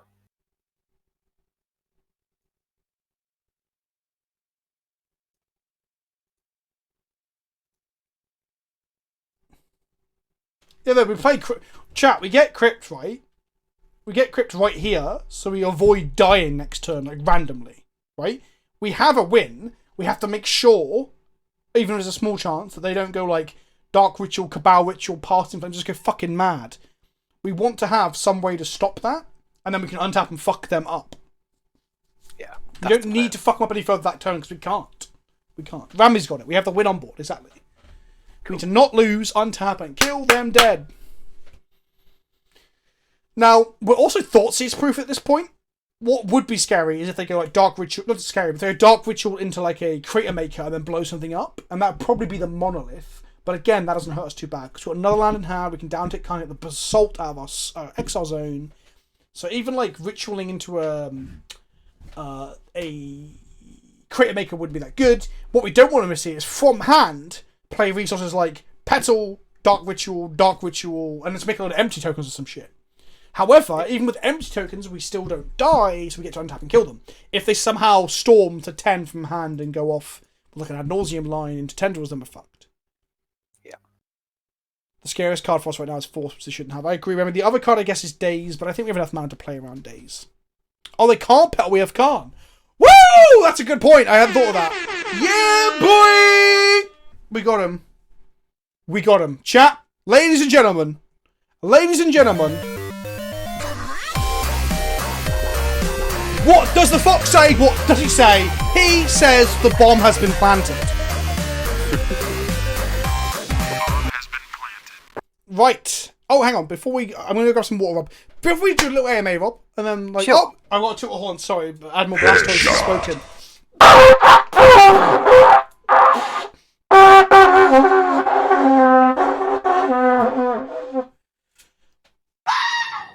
The fox show is so... Oh, we have to take that off there. It's just... It's jarring, Rob. And I have to emulate, don't I? Ah! Right. I'll get some water. Be right back. Okay, cool. Hello, chat. How's everybody doing? Let's do a little AMA. I think that sounds like a good idea. So, ask me anything, oh chat. Whatever you fancy. Finding out about me or anything else that's going on in the world.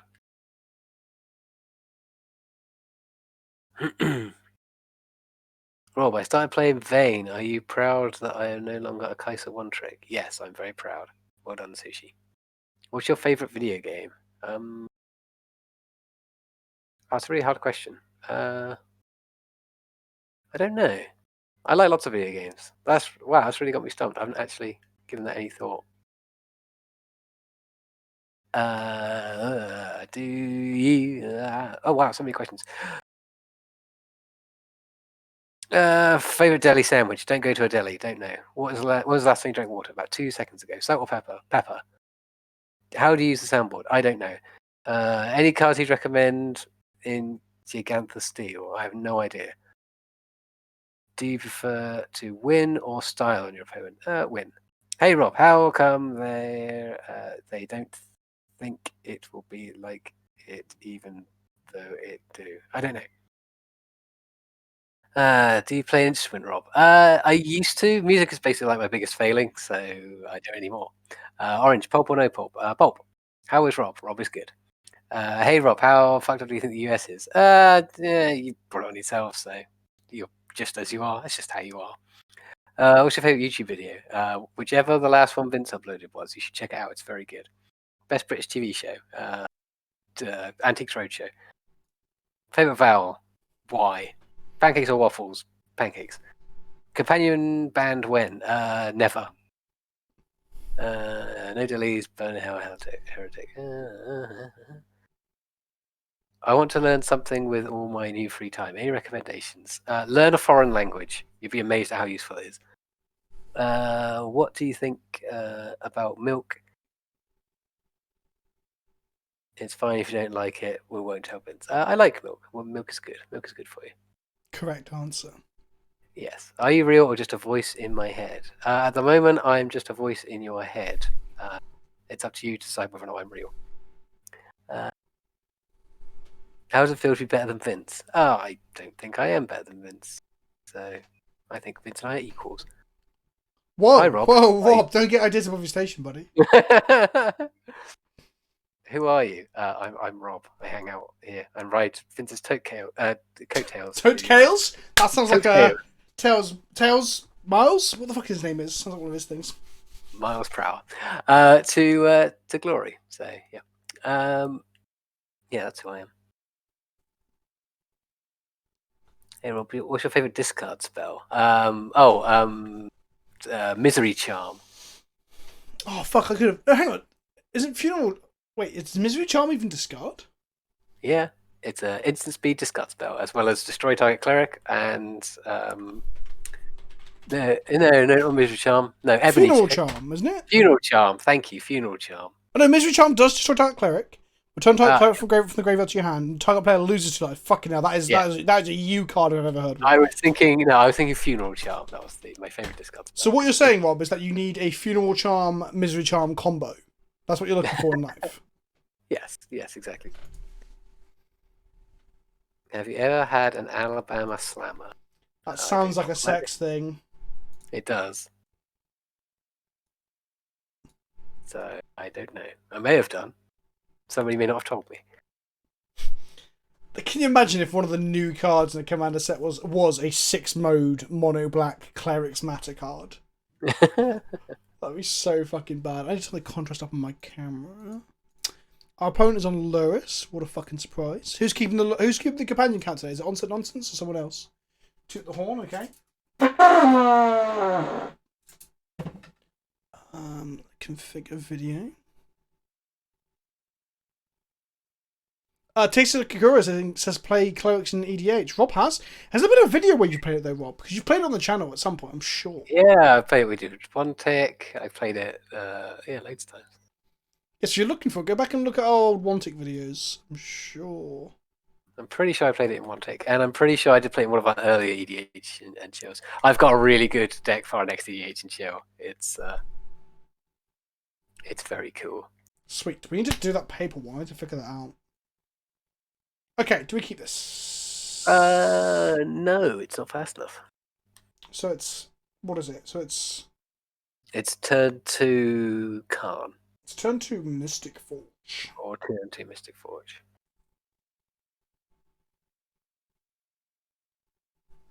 Another one.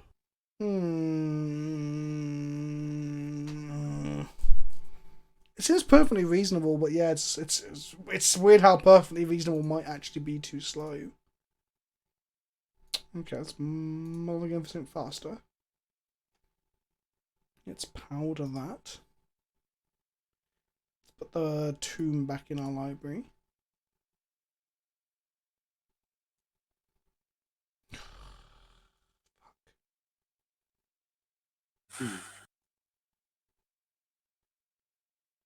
Alright, I'm just going to refill my glass of water. Of course, my friend, of course. I'm going to keep this off the virtue of not wanting to go to 5.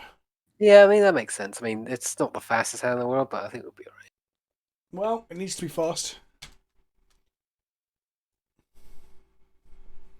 Technically a turn 1 forge. Is it? But is it though?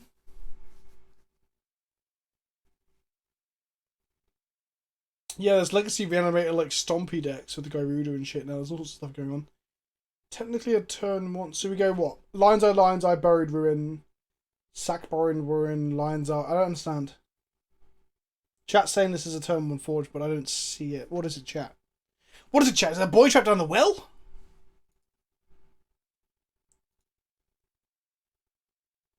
Two LEDs equals 6 mana. Oh, LED, crack, ruin, replay the forge. That seems bad though, right?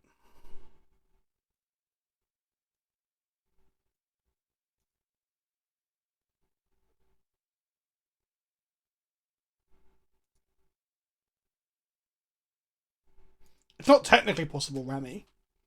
It's literally possible. I expect better from you. Okay, it's not technically, it's literally possible. Unless you take the new definition of literally, which is figuratively. Isn't the language interesting? Okay. Is burn good now? Probably not, right?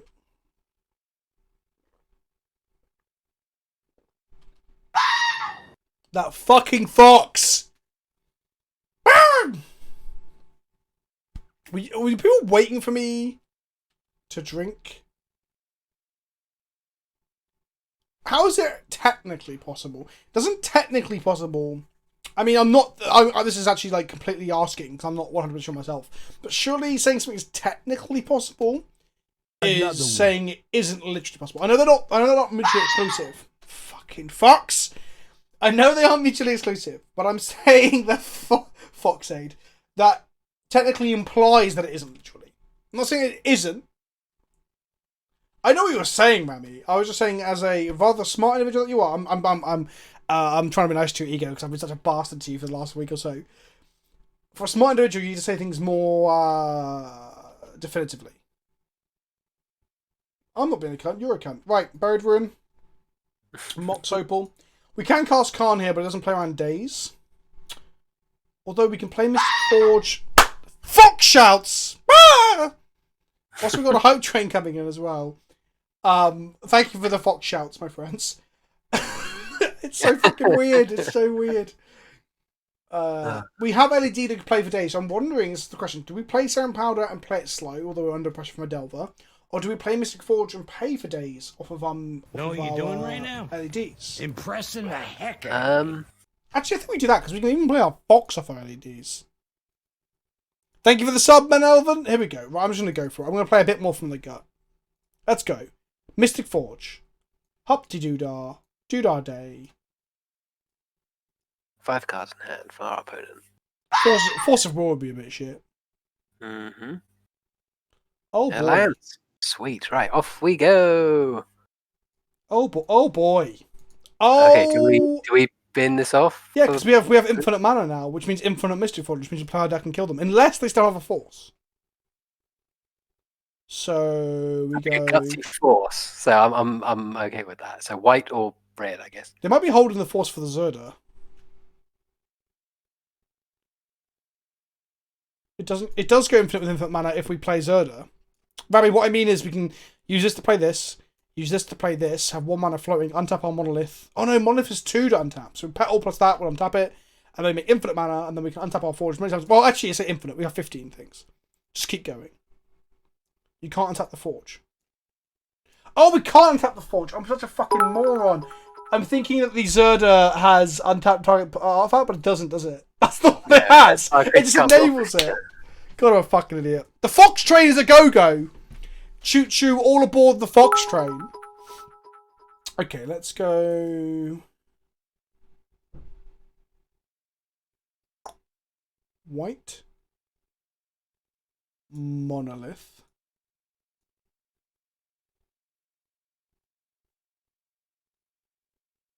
Even if Zerda dies, it doesn't resolve. This isn't awful. More white mana. Zerda.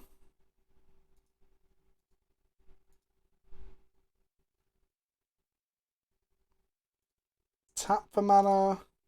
See, I went to activate Zerda then. God, I can't get it right in my head. 2 mana, untap. Tap for mana. So now we just make infinite mana, play the Khan, go get a Walking Ballista, win the game. Easy, chat. Simple. Gotta run out of bits. You gotta buy more bits. Jeff Bezos demands it. More Bezos bucks for the Bezos god. More bucks for the billionaire Bezo monster. I don't fucking know. There's definitely a term there that riffs on Blood for the Blood God, but I can't figure out I just untapped whilst doing this combo. Rob, why don't you tell us what other foxes can you think of? We didn't finish the fox conversation earlier. Whilst I tap and untap. So what other fictional foxes are there?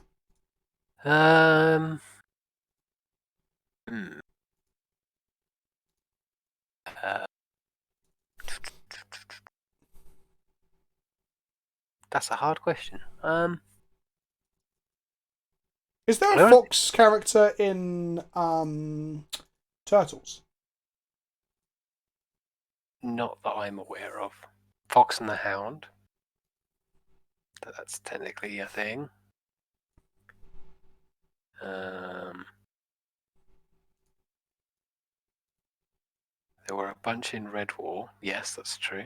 But I couldn't name any of them off the top of my head. I'm gonna have an RPK in other vids. Oh, hi. Thank you. Honest question. Are you making me play this out now? It's funny that if they're a fan, they're like, yeah, play it out, bitch. You're like, okay. Dance for me. You need content, right? Hang on, I've got a voice for that. Into the content mines you go! Right, let's untap that again.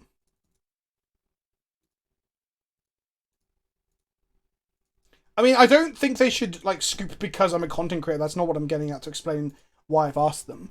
What I think is, like, life is too fucking short to make your opponents play out their fucking combos. Like, I could also get it if perhaps they're bitter and a bit shitty that we're playing this combo deck or whatever, but they're playing Loris Delva. They're not the good guy here. So, I don't understand. They've also gone very quiet. I'm not trying to shame them on stream.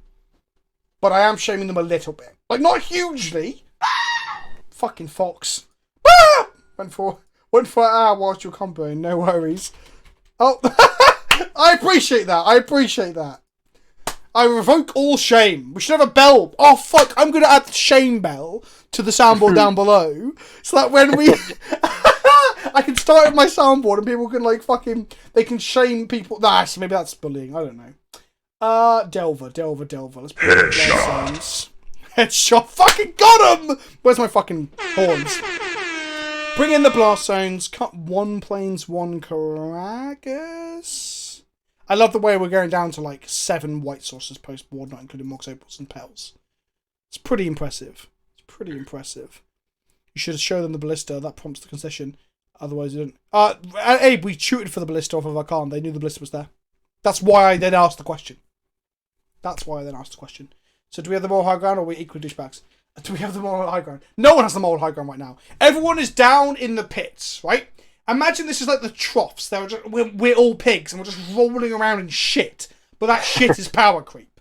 And we're like, and the thing is, we're not complete pigs. We're like 75% pig. Like our mother on our father's side was a human being. So fox shout. Ah! So on occasion, we turn to the Watsy who are shoveling the shit into us, and we're like, please, sir, that's too much shit. And then Watsy's like, no, you will roll in it, bitch. Also, when we ask them no more, we sound like a Disney character because we are 75% pig, 25% human. So we're like, please, sir, no more shit. And that's the story of where we're at. We are all just pigs rolling in shit. And eventually they'll stop shoveling this flavour of shit, this fox shit and cat shit onto us. And then next set will be Zendikar, so we're going to have like Eldrazi shit, right? We are returning to Zendikar. I know it's not meant to be Eldrazi infected, but I bet there'll be like some remnant Eldrazi and one of them will be busted as fuck. Okay, so turn 1, we can go. The stream has gone weird place in the last 3 years, so that's pretty much it. I mean, I keep saying this. I need to spice up the stream a bit more as well. Today was a bit of effort into it because I was doing other things as well, like making the video today and getting stuff ready for tomorrow. But I want to like redo the intro, for example, and I want to have some themed clips that I can play. Fun fact, I said to my wife 5 minutes before we went live, I didn't have a chance to do it. I wanted to not only get these scenes ready, the ones where I can go, hi, I'm... Fuck, where's the soundboard?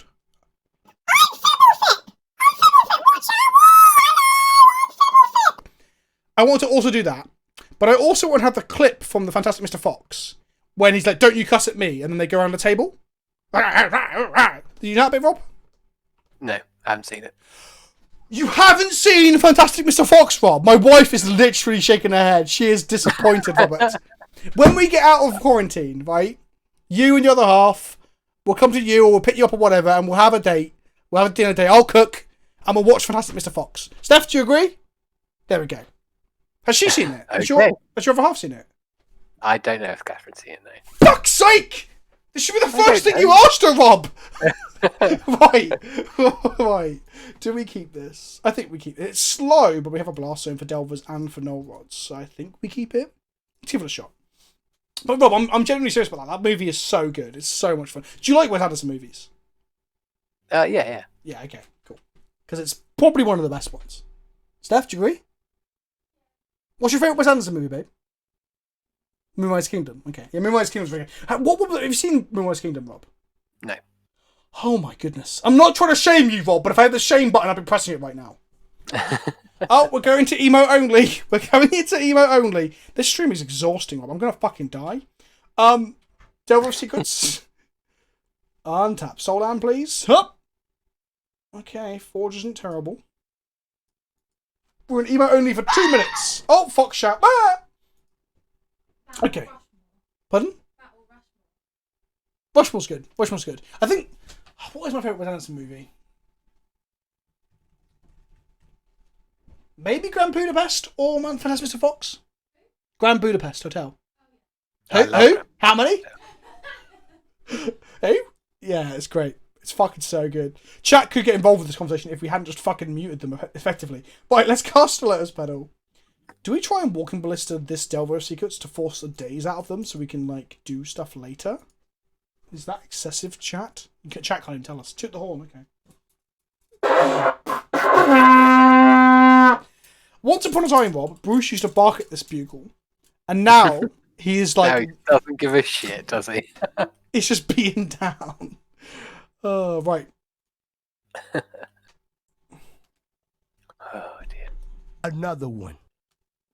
What do you think about Blister Line? Is that just too aggressive? We just wait. I don't think it's too aggressive. I mean, we don't have. Do we have time to deal with this Delver if it flips? That's the question. I mean, we don't have another land for this monolith. So if we crack this now, we might not be able to cast monolith next turn. But if they have days, we're playing into days anyway. So maybe the one Blister Line is correct. It's a 2-for-1 though, isn't it? If they have it. True. Oh, I'd say. Oh, fuck it. Ba-ba-ba-ba-ba. It's a walking ballista.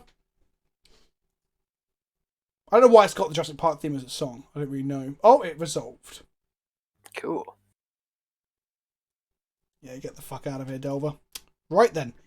We're going back to normal emotes. Bit of candle on, babe. I can smell budding. Have you put it out? Did you put it out with your tongue? No. Okay. It's always worth checking, Rob, you know. No, you can put candles out with your tongue. The wetness means they don't burn, don't they? No, if you lick it with your tongue, you're like a lizard. No. I don't want to test this theory. Welcome back, chat. Welcome back. Can we get more beat gameplay today? Beat gameplay? Bear gameplay. There will be bear gameplay, but it'll be after the stream. I wonder if I licked a candle live on stream if that'd break terms of service.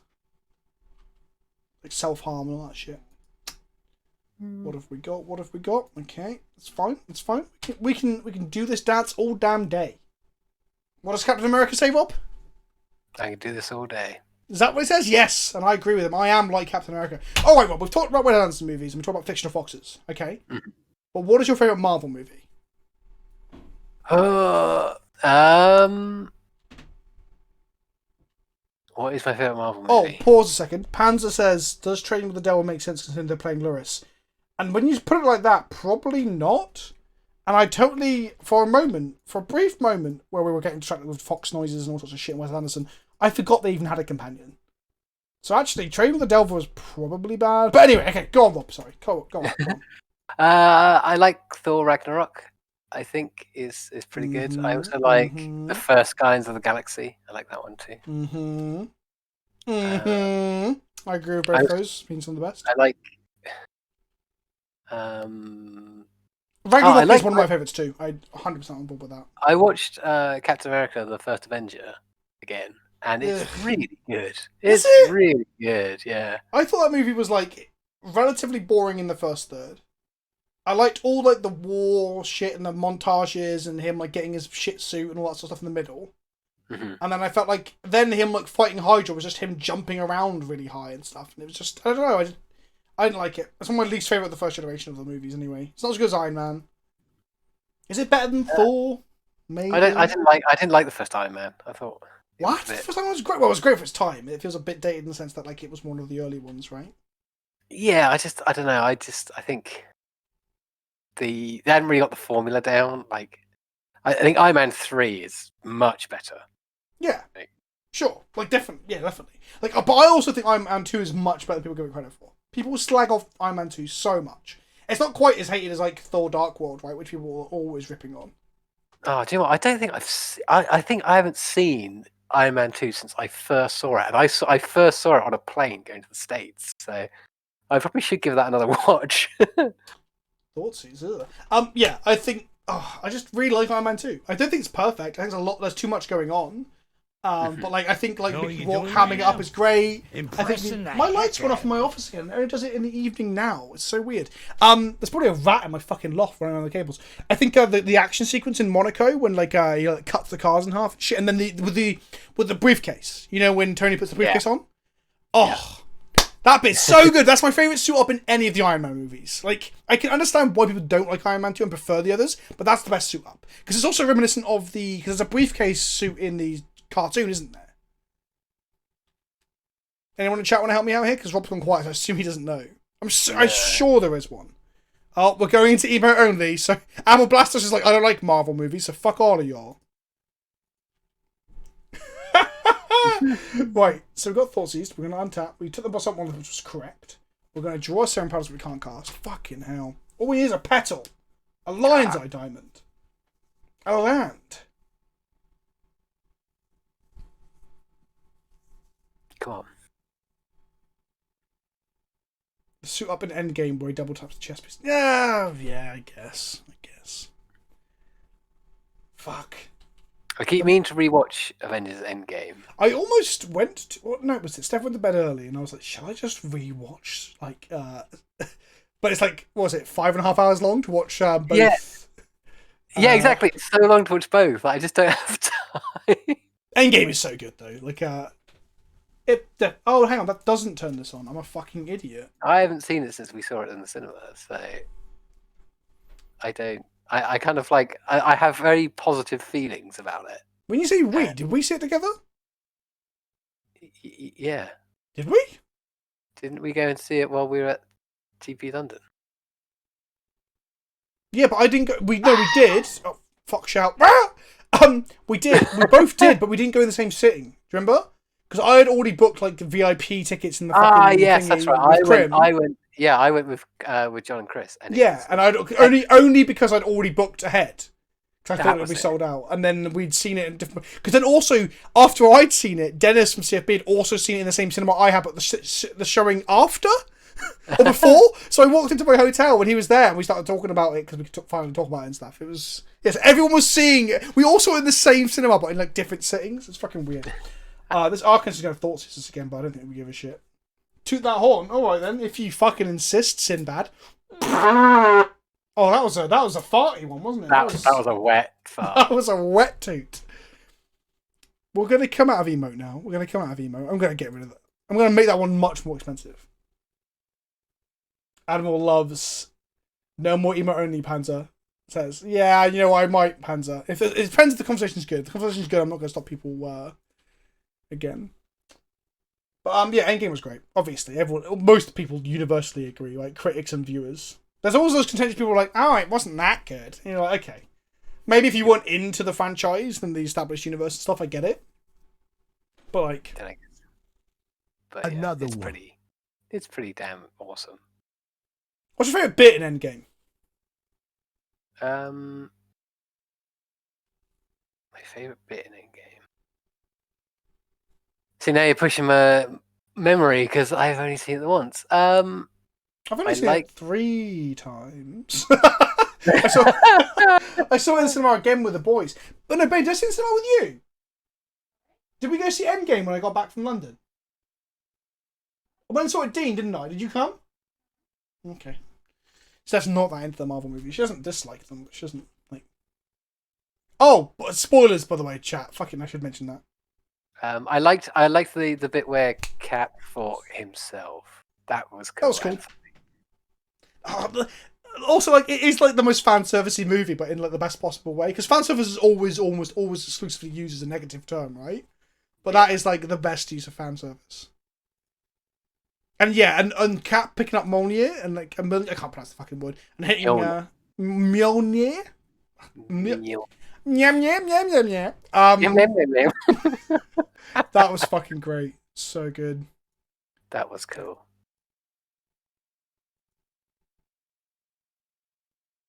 I haven't watched the new season of Rick and Morty yet. Only because I didn't know it existed. Like the advertising was bad. I didn't realize that Channel 4 actually had it, like the new episodes. And also I'm still a big fan of it. In spite of like popular internet being like, I can't the worst stand that fan show. base ever. Yeah, sure. Like I won't disagree with that. But I still think it's one of the greatest like animated TV series ever. Like just shyly behind BoJack Horseman. So I have not seen a single episode of Rick and Morty. Do we go deep on this Mystic Forge? Probably not. We've got another one in the bank, so. Oh, premiered last night? No, I thought there was like 3 episodes already out on 4OD. Am I imagining that?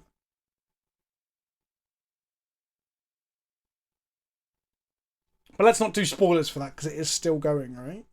There were. Yeah, I thought so. Okay. I don't think we go in on this Mystic Forge. We don't need to. Like, people being obsessed with anything gets old, though, right?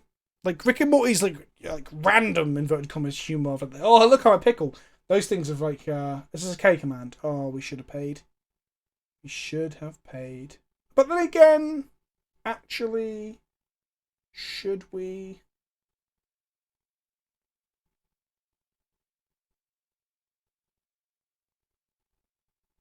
Well, but the pickle thing was funny initially because it's so absurd, and also the whole setup for the episode as well. Strawberry, oh, that's so good. Clever girl. Do we? No, we let that go. Yeah, there's not much we can do there. That was good. That was real good.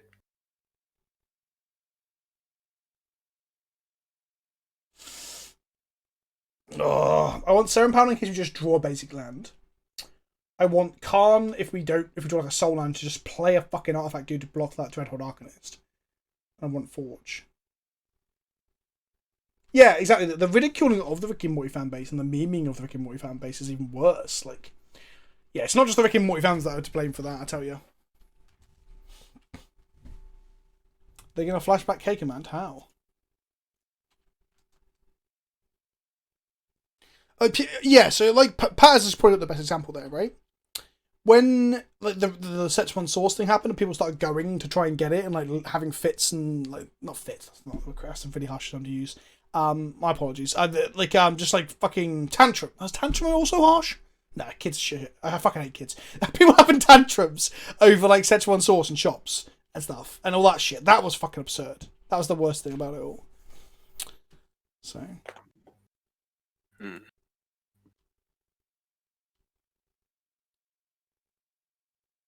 Yeah, kids are shit. Come on, Don Boring username.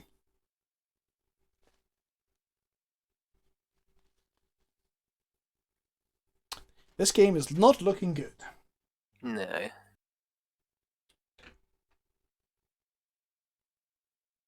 I mean, I'm a big kid. I'm a kid at heart. I'm a kid at heart. I'm a kid on my sleeve. I'm a kid on the outside, on the in. I don't fucking know where I'm going with this. A braid, my opal. Wow. Okay. Wow, just got it all, eh? All these artifact removal spells are fucking us up. This is game 2, right? We should probably skip and go to game 3 as we only have 8 minutes on the clock. Manifold key. Let's play it. Let's pass the turn.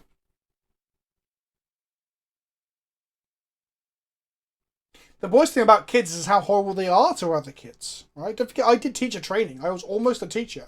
Dodge that fucking bullet. No.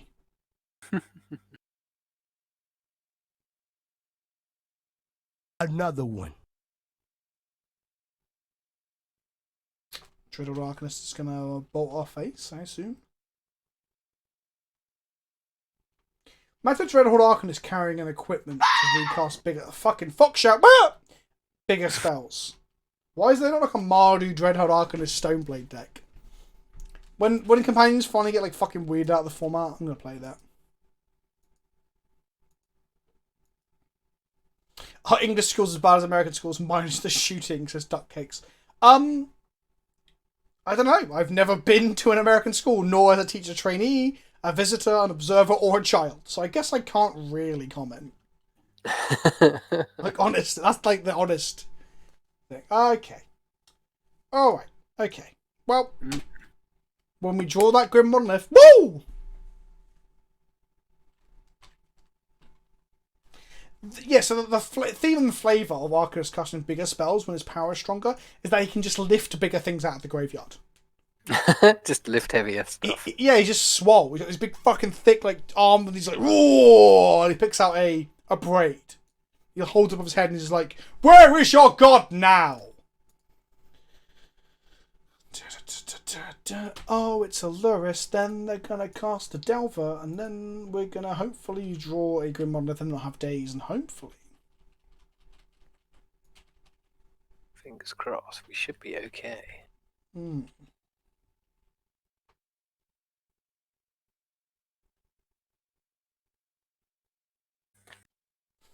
Panzer's got a point. We haven't been hymned tonight, so because normally when we play Combat X and Legacy, hymn was our worst enemy, right? Yeah, definitely. Come on to our turn and draw a monolith. They're going to have counter magic as well. They wouldn't have cost us Lewis otherwise, I think.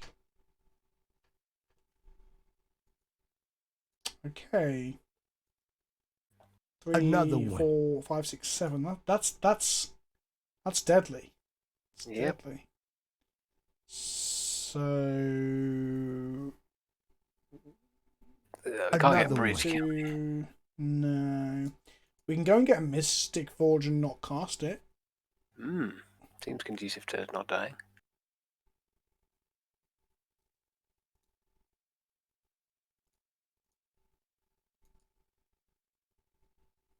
Once I mukbang, yeah, I'm gonna up text him to the next one. I know what you're fucking like. Should we be bringing these in against Delver?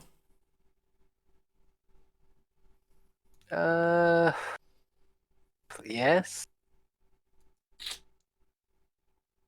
I mean, it gives them something else to use their counter magic on, doesn't it? Well, killing the Arcanist seems very good. Oh, Ape, don't... Oh, those are words I like to hear. Waste not storm. Oh, my heart flutters. Fucking love that deck. Okay, we're going to cut 1 Sign of Urza, 1 Manifold Key. What else can we cut without diluting the combo too much to play these plowshares? Serum powders, I guess. It's a pretty bad draw. Okay. Here we go. Panzer says Forge. Is Forge worse than Powders? Okay, I'm going to play first. Okay, come on, we can do this. We got this. Not with that hand, we don't know. Look at that. Yes, it's bad. Let's mulligan this. Where's our opponent at? They got 7 cards in hand. We've got a turn 1 monolith, turn 2 key. Turn 1 monolith. Turn 1 can't. Okay, monolith. Untap. Can't. And we bottom the Inventor's Spell, we bottom the Ancient Den. The Ancient Den allows us to cast the Swords of Plowshares. We've got a calm, we don't need an Inventor's Fair. Where we're going, we don't need a fair. Right, 1 time no Force of Will. The fact they kept a 7 does scare me a little bit. Know what you're doing right now? Oh! Impressing the heck out of me. AP boy! Giving out some subs to Patreon, Local Champ, Zimbalzd, Vathun, and Jason1792, which is my favourite you're year doing for right Jasons. Impressing the heck out of me.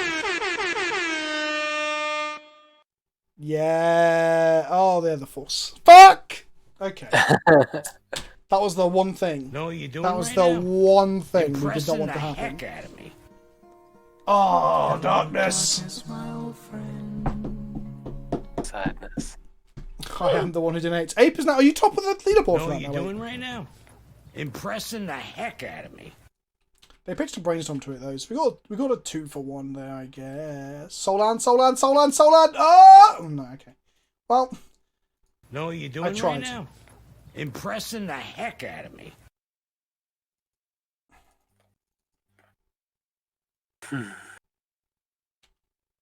playing around days, playing around days. Yeah, fucking got him, Rob. Does Lewis still play Wasteland? I assume it does. I assume it does. Thank you, Ape, for the love, the support, the fun, giving people some emotes to use when people opt to take us into emo only. I should make the emo only thing only 30 seconds long, and I should play like a really fun like techno song when it's happening, like running in the 90s or something. I mean, it'd fuck the VOD up for YouTube, but it would be funny. It's like do it, do it, do it. Are you aware of the song, Rob? No. Oh, for fuck's sake, Rob, you're such a... And I say this with the most love and care. You're such a normie. Where's your fucking meme and shitty cultural reference knowledge? Come on. I'm afraid I'm yeah, not great. EE at for it. 0. That's going to kill my ballista. Oh no. You're going to use it now, are they? And they can also replay it with Lurus. What a fucker. Oh, okay. Seems good.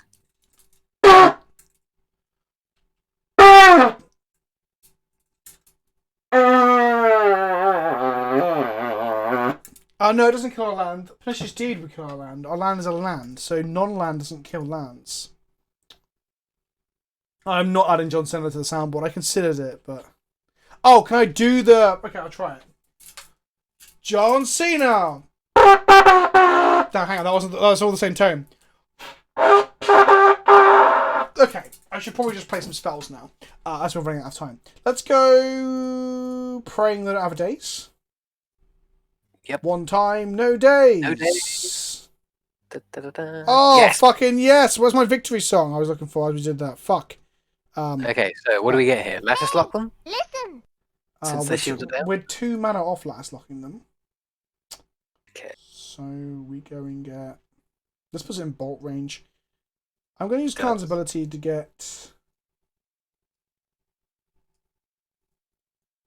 Now, surely it's lattice or walking ballista. We'll get Ballista. We might be getting Glass Casket to exile the Lurrus if they play land next turn and play Lurrus.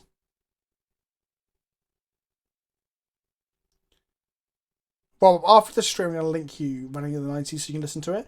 So Running in the 90s became like a part of meme culture. Oh, hello there. Like a big meme thing, but like for some reason it was a joke amongst my friends prior to it being a meme on the internet because it's like part of Initial D, some shitty anime about driving cars. And you know how Rob's a big car... not Rob, you're Rob. Carl is a big car head, right? Yeah. Yeah, he was, like, into it. It was fucking weird. So now we go ahead... I'm an idiot, Rob. We should have got Basalt Monolith. Oh, no, we need it.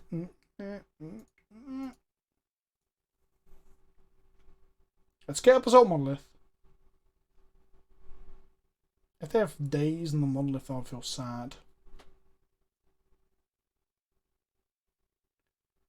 Are they gonna stifle the Khan? Huh? Okay. What? Okay.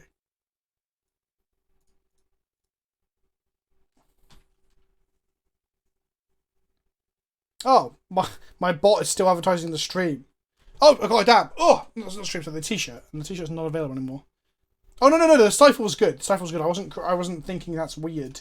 That was a good... Oh, they got a bolt for the Zerder as well. This game is... Oh, no.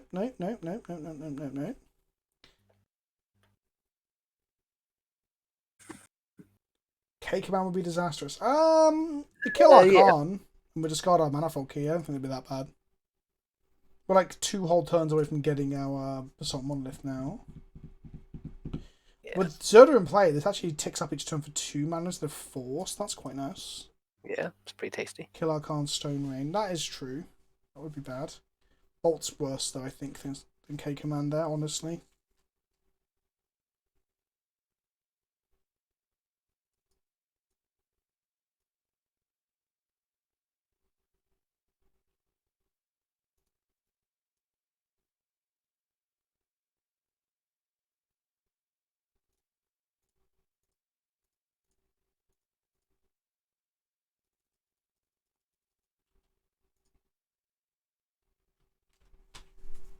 So we got a Plowshares for a threat, like a Lurrus or a Dreaded Arcanist or similar.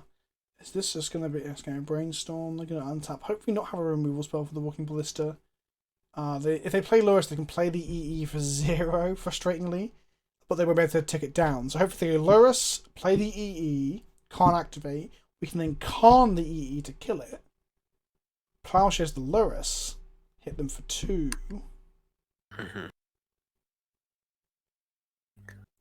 Wow. Wow. I think we've probably played this horribly, but I have been chatting a lot of shit the whole time. Don't be a fucking afraid. Come on. Just play an Arcanist. Oh, fucker. God, Brainstorm's so good. Maybe, I mean, take this lightly. Maybe Jeff Hoogland is right. Maybe Brainstorm is the problem. Or not the problem, is equally a problem. And I don't agree with Hoogs. I like Hoogs. I think... On the whole, he's good for the community. But I don't agree with his rationale. Well, he's like, it's the same as Lurrus. That's not true. But at the same time, don't join him on that. No, what I'm saying is, Panzer, would Brainstorm be better with that? Would Legacy be better without Brainstorm? Right? Mm-hmm. That's the question I'm asking. I'm not saying it's the same reason. It should be banned for the same reasons that Lurrus should be banned. Because I don't think so. I don't think Brainstorm's as oppressive as Lurrus. or as warping as Lurrus? Let's go. I don't know if it's warping because it is just good with fetch lands. Like, But if it's not warping, why are blue piles and blue combo decks and everything? Why is Brainstorm the linchpin, the pillar of the format then? I don't know if it is. I mean, Abe, I think Abe, come off it. Hoogan isn't right about anything ever. That is an unfair statement. Like, to say Brainstorm doesn't warp the format around it, like, it's whether that warping is unhealthy. I should have bought. Like, I don't know. Like, is it Brainstorm or is it Fetch Lands and Force of Will? Like, you wouldn't play. Whoa! But that's the point, though, right? So let's say hypothetically. I'm not saying it is correct, but let's say hypothetically, Force of Will is warping, right? Let's just say, as a beginning of an argument's sake, it is. But is that warping bad? And the answer to that is no, because it allows you to fight against the fast combo stuff.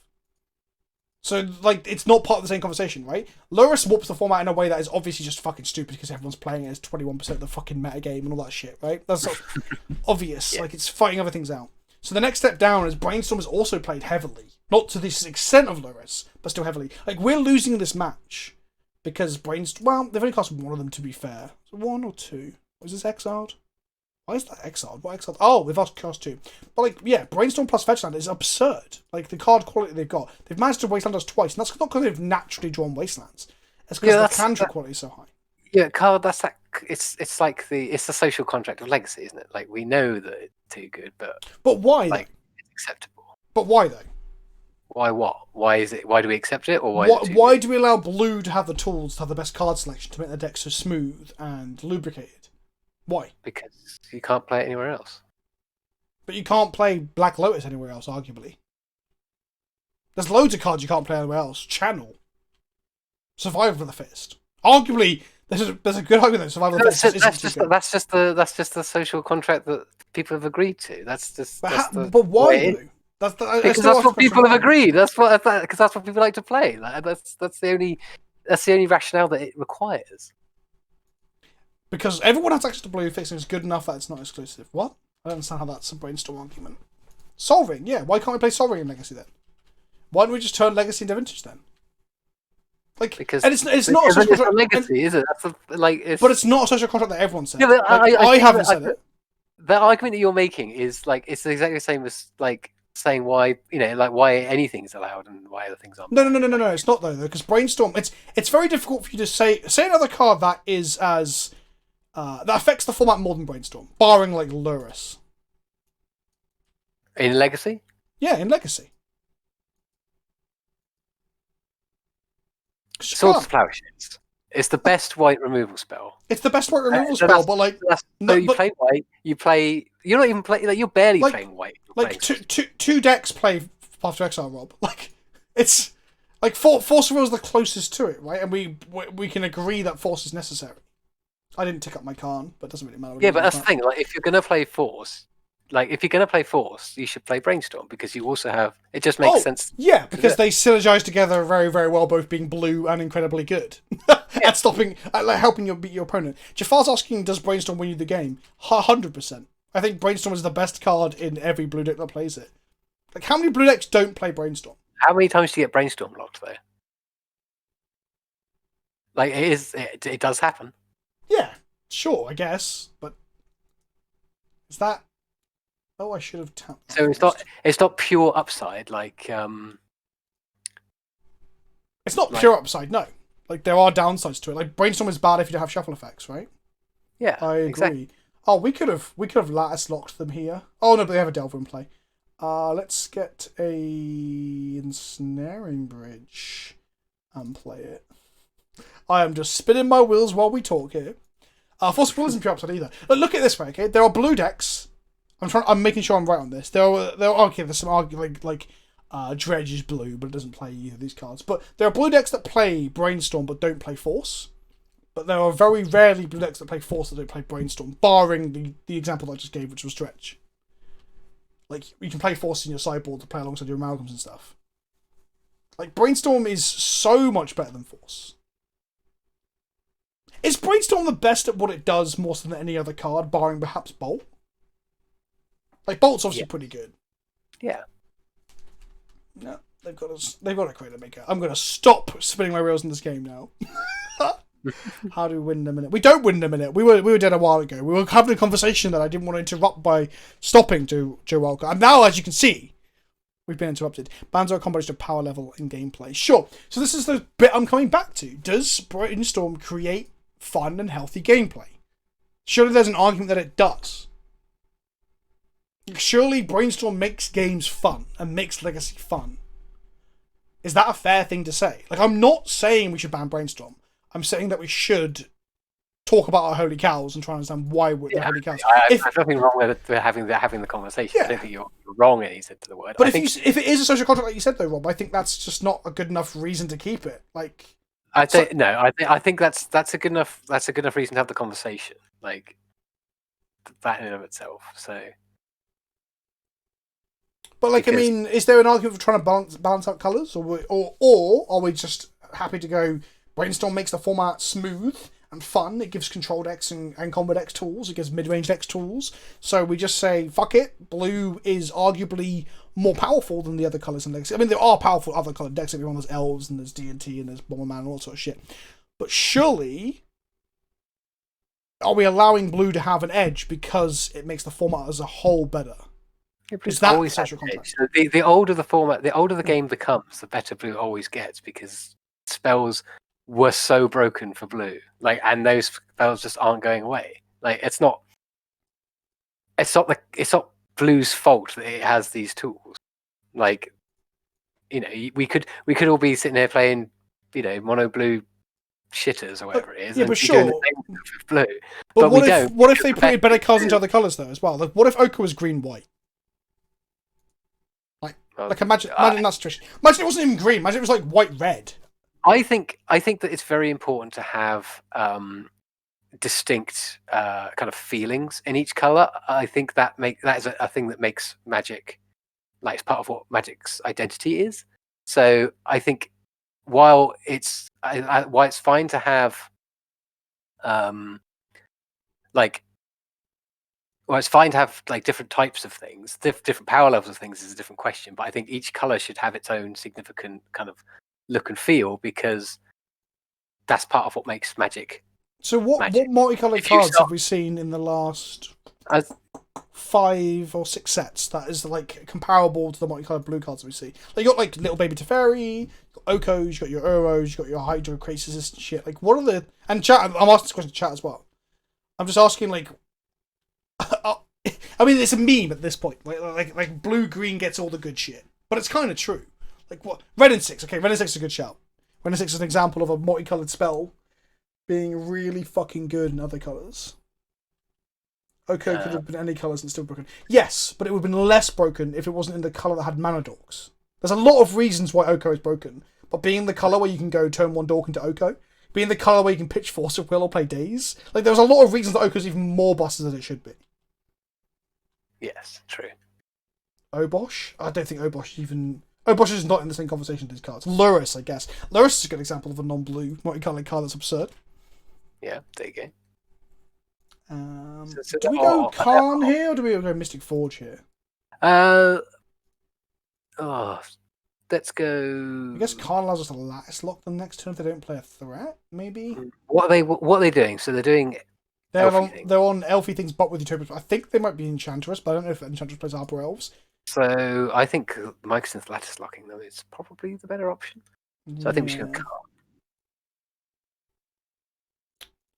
Let's go ahead and make some white. Play an Opal. Is the Black Red Titan... Is Croxu as good as Zero? Chat, honestly. Like, is it, like, it's good, don't get me wrong, but is it as good as Zero? And you know what, I'm gonna get the top monolith, so next time we can go monolith plus a commander, infinite mana, down to Khan, lattice lock them, or play Forge, or do whatever the fuck you want, I guess. Okay, so yeah, do it all in one go. Yeah, that makes sense. So if that's the case, we don't just want to play it now and lose the... We can't. Yeah, we can't.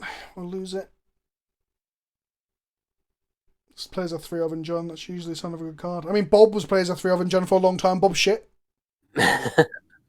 Underworld Breach wasn't multicolored. Yeah, Underworld Breach was absurd and not in blue, which is nice. I'm saying there are good cards that aren't in blue. Blood Moon. That doesn't really do anything to us here, we're fine. And this is just Ponzo in a Legacy League. Interesting.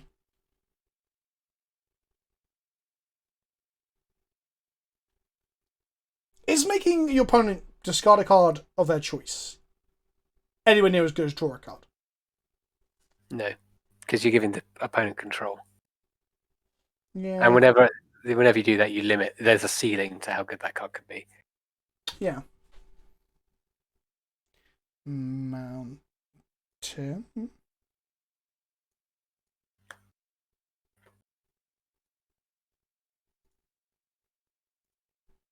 Monolith. If they have Force of Vigor, I'm going to be very upset. Yes, that would suck.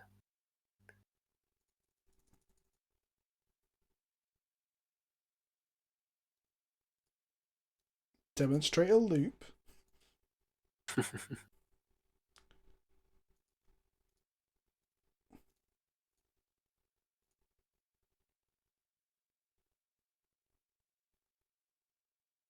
We've got the kill with Walking Ballista and we can lock them. Like both of these things fuck them up.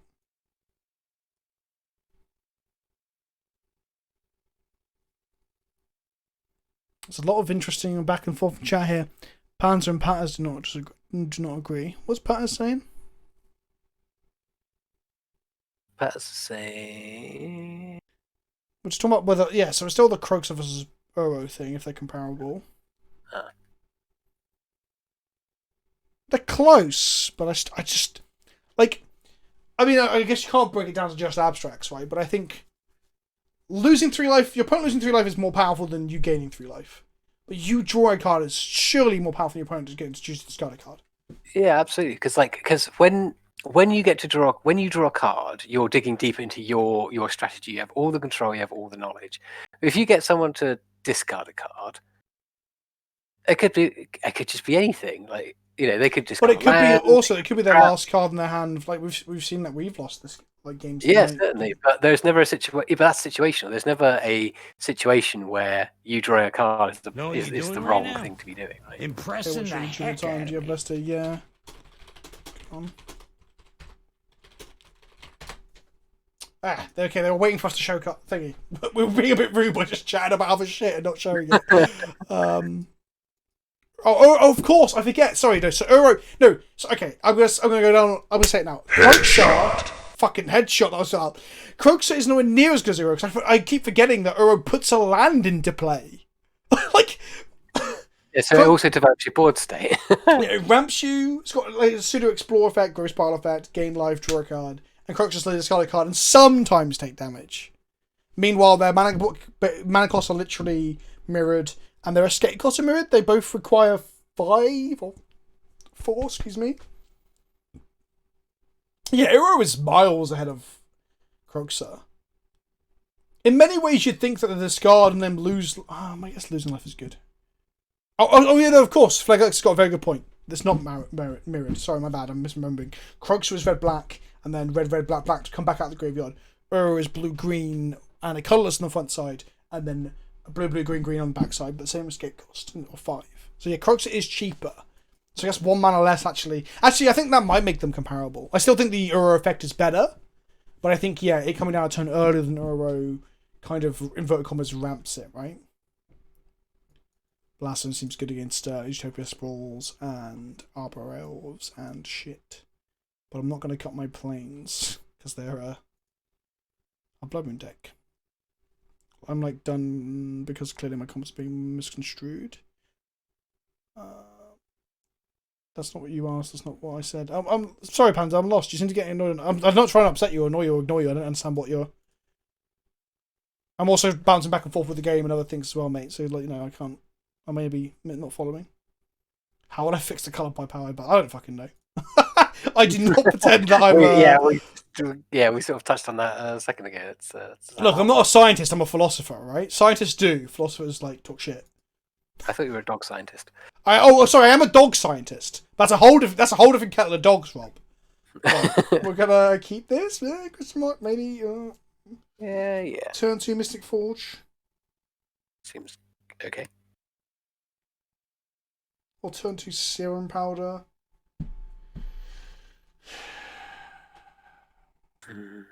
Is this good? I don't know. Oh, let's give it a shot.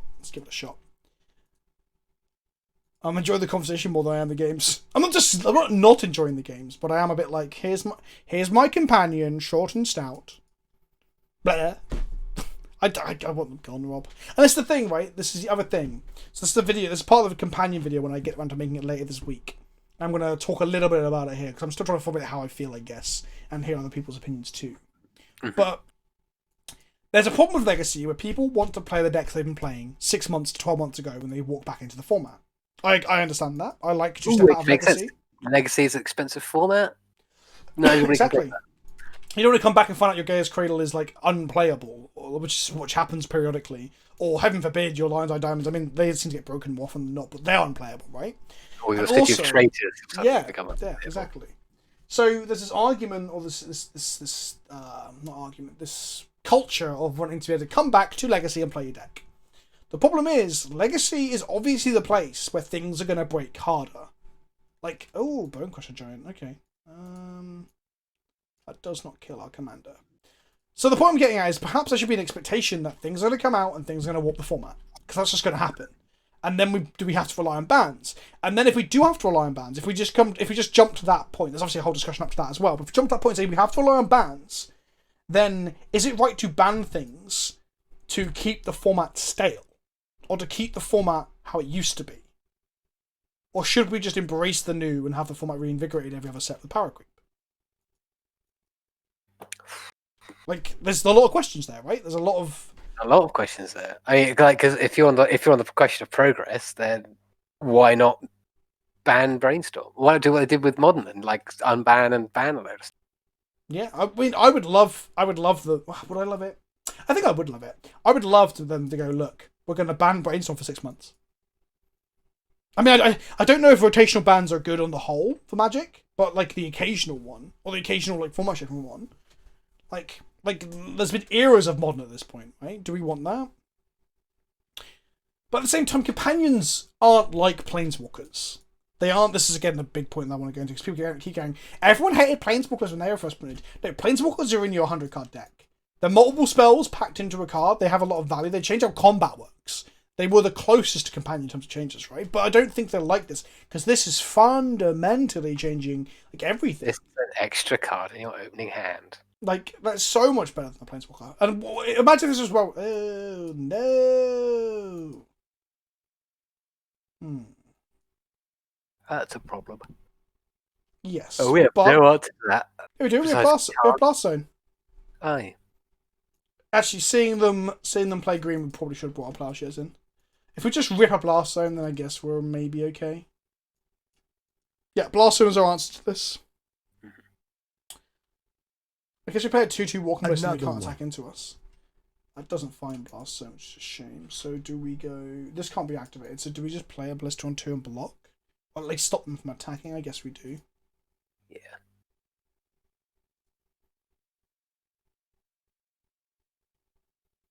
What is this, Real Magic? No, this is Pokemon trading card game. Welcome. How do you feel about them stopping putting stun? Oh, by the way, I'll throw out all those questions. I don't know what the answers are. I don't even have them. I don't think I can ever have the real answers, but it's more, that's the kind of conversation I want to promote, is that we can talk about these things as opposed to just being like, ban all the new cards. Ban all the new cards. Because I think people might assume that I'm like that, because I'm often frustrated with new cards that come out. But I'm only frustrated with the cards that make the format stale. Like, even if they kill my deck, like Running 6 and Plague Engineer did, but... Has it made it stale, or has it changed the format? You know, people are playing new things. It's hard to say, because we're only, 2 weeks in at this point. But it looks quite stale. Have you seen the screenshot from Reddit that someone did? Oh, I forgot about this. I forgot this was in their hand, even though I just literally drew attention to it a moment ago. Let me find this picture. And show chat as well. Where did I put it? Did I put it in the exclusive club chat? It wasn't exclusive for Club Chat. 1 second. This was a front page of Magic Reddit the other day by a user called Beelzebub Barrister. Sorry, Rob. This is the top 32 of the Legacy Super Qualifier on the weekend. Lurrus, Zerda, Lurrus, Eldrazi. Lurrus, Lurrus, Blood Moon, Dreadful Arcanist. I mean, this is the Goldfish preview, so this Arcanist deck might even be a Lurrus deck. Also, these two Uro decks might be Yorion decks. We'd have to go and look to be certain. Lurrus, Yorion, Lurrus. Now, I don't know how chat feels about this, but that snapshot is one of my favourite things for, like, being like, I don't know if it's just shaking things up. I think it's just ruining things. My other favourite that I like, I'm going to use it, I'm just revealing things I'm going to do in videos here, but for the video we're talking about companions, someone was saying, someone come to me on Twitter, I might blank out their name when I use it, and they were like, oh, I posted saying, after we've seen all the top 32s, like that snapshot I showed everyone there, right? How can we realistically turn around and say, like, companion is fine?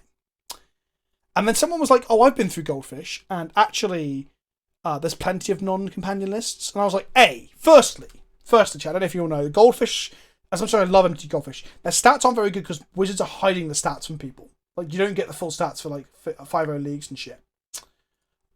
Secondly, I'll do the zoom and show you guys now. Let me just get these plowshares and paths in. Let's get rid of this, bring those in. Let's cut a manifold key of Forge 2 Scions. Okay. Right? So I was like, okay, I'm just going to glance at it. I'm like, oh, Burn. I wonder if that's playing Lurrus. No, so that version of Burn isn't, but some versions are. But it looks like none of the winning ones are. So, oh no, I'm lying. Sorry, it's up here. I lied. I even missed it myself. It's Lurrus, look. Lurrus is in Burn. So even when you glance, look, this is not a Lurrus deck, but it actually is. Arosa? Right, bets. Chat, how many cards do you reckon the Arosa deck is playing? Like, how many cards total, sideboard and main deck? Do you think it's more than 60? What do we think? 89 says Goblin Therapy, 79 says Kuriaka, 95 says Rami. Is Rami correct?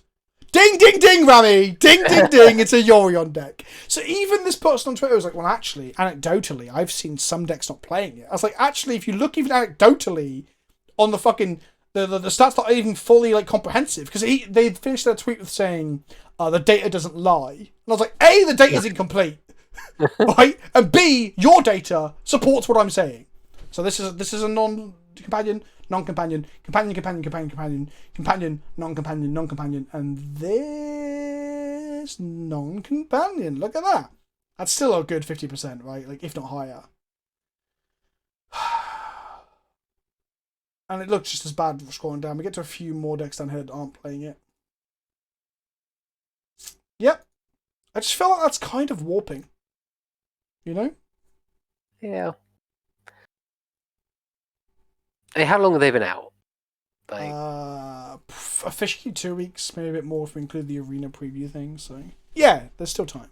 New cards are fun, and bringing in and shifting decks makes the game evolve. But when they come in and become omnipresent, they make the game less fun and take away the diversity that Magic provides. Yeah, I agree. This is a keep. I think I wish this was a Grim, but just remember that it isn't. Yeah, we got mana for the plowshares. We deal with Collector Roof. We've got mana to play on Blood Moon as well.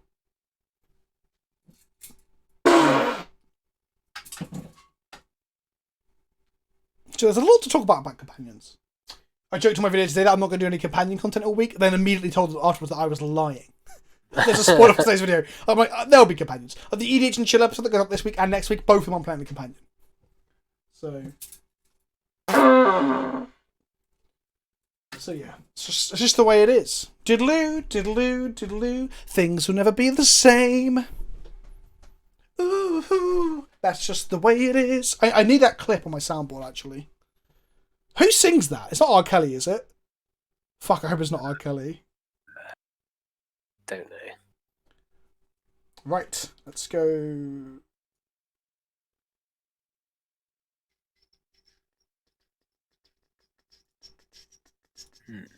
Go Leo Plains. In case they randomly go like Simian Land Collector Oof. Change the toot to a Bazinga. I'm going to put Bazinga on the soundboard, I think. See that. What would be an example of a car that does shake up order formats, but in a good way? Like the majority of Modern Horizons? Like, barring like maybe 10 cards total, the rest of them aren't problems, but were like, there's loads of good hits. And even those 10 that I'm saying, that's up for debate as well. Yeah, like the wheel, what's it? Echo of Aeons. Echo of Aeons, like you had Urza. I'll show Mythic Spoiler after this game, so we just look at how... I think Modern Horizons was a great set, barring a few cards. Like, Ren and 6 was a pretty much problem. Engineer Plague Engineer should never have existed. The card's just like... Why does it have Death Touch? Yeah, Plague Engineer needs its knob dialed down. Like, It needs its knobs cut off and thrown into the sea. The dirty little fucker. I think it's fine as a card, but I think it needs to be like a 1/1. I think it needs a lot of it needs a lot of attention.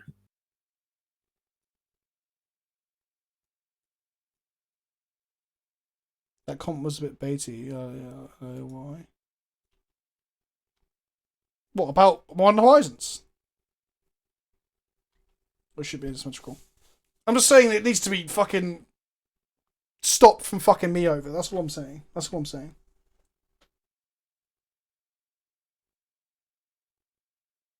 Oh, you love Red and 6, don't you? Yeah. We've had this conversation multiple times, Panzer. Look, like, even a broken pervert finds an acorn twice a day. Alright? That's what I'm saying. Alright, let's kill this. Apparently I punted it. Steely, what was the punt? You need to tell me without just punting it, like...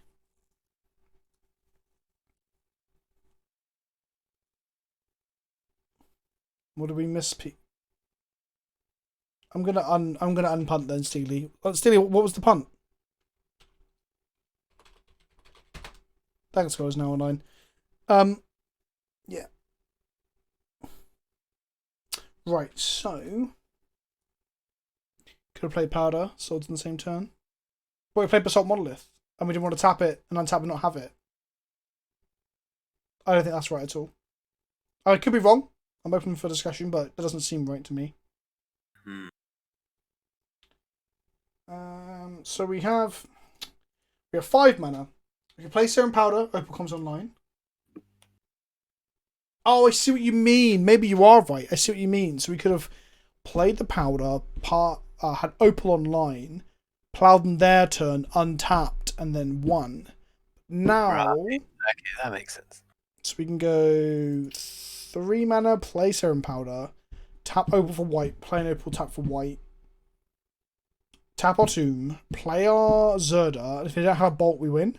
Because then we can untap up or something, make a load of mana, Karn, Blister. I'm with you, Steeler. You know what? I agree with you. I think the line you said was correct.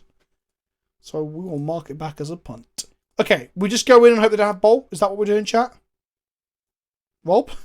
Yes. What do you reckon? Yeah? Okay. Yep, 100%. Let's play a Powder. Let's make a white. Mm-hmm. Play an Opal. Oh, wow, we hit 420 punts. Can we get a... Did you say nice to 420? Say nice to 69. What do you say for 420? Did you say smoke weed every day? I have no idea. Weed every day. Keep this one. Make a white. Make a Zerda. Actually, we can even make infinite mana in response to a bolt. Can we get some hashtag Blazits or fire emotes in the chat? Thank you for the bits, Stone Age dude, man. You gotta blaze it. I'm not even that into this shit, but it's Senpai is merciful. I am the most merciful of senpais. Oh, look at these little blaze. Curse even. Not blaze, what the fuck am I talking about? Okay.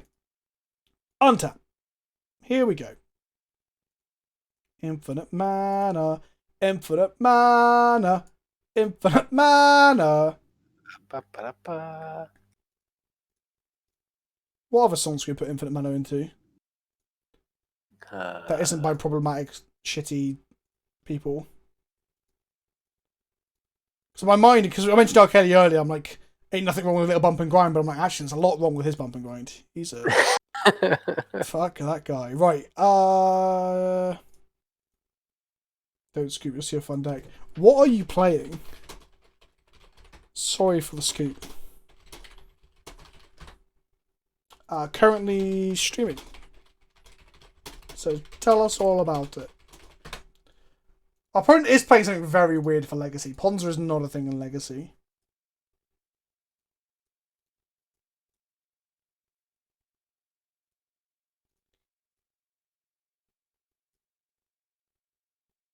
They will scoop. I want them to tell us what they're playing, though.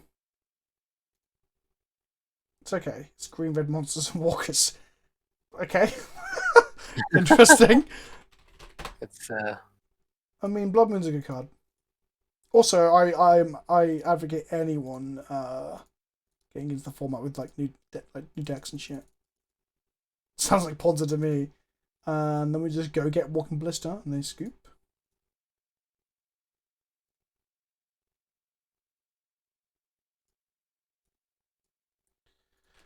Tweet me a list and we can take a look. Oh, they scooped before I... Oh! The hand is... Wow. Wow. The hand is collector even to Questing Beast, which would not have been good for us. Fucking hell. Okay, we are 2-2. I'm going to go refill on water. Oh, headshot, says Pyro. Oh, dab to that headshot. Just going to refill some water, Rob. I'll be back in like 30 seconds.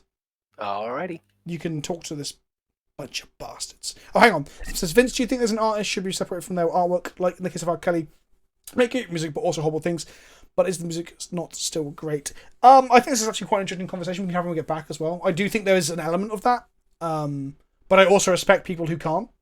Like, I think that's a completely valid way of looking at it as well. We'll talk more about that when we get back. Because that's a conversation myself and Rob and Chat can talk about, hopefully. Right, be right back, Rob. Alrighty. Hey there, chat. Ask me anything some more. Am I still just voicing your head? Yes, I am. So why is Rob? That's a question I've been struggling with these last many years. How are you? I'm good, thank you. Had a nice slow day. Had a day off today up from work, so I've been chilling out. Favorite jelly / jam? Marmalade. Why not, Rob? I don't know why. Favorite type of tea? English breakfast tea.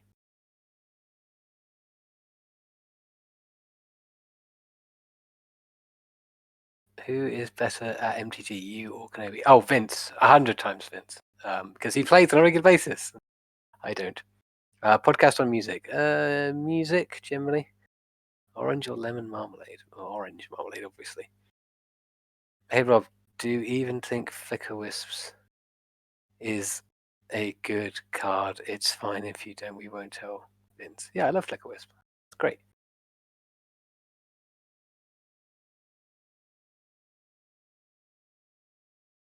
Rob, what's your favorite limited environment and why is it Kamigawa block?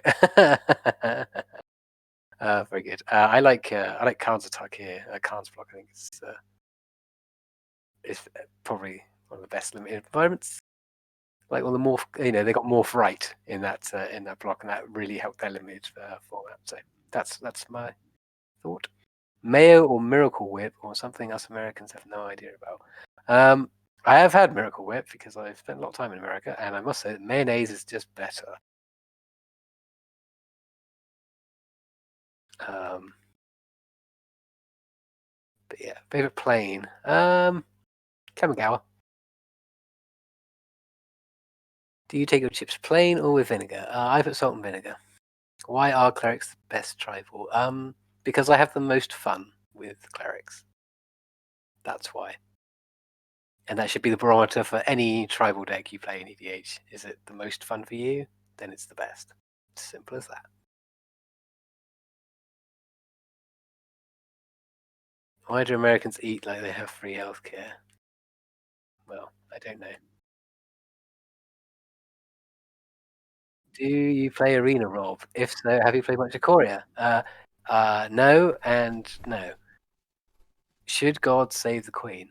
That's up to God and the Queen. I have no real dog in the fight. You're not a religious man nor a monarchist. You're like, they can just do what they want. Exactly. I'm not too fussed about their relationship.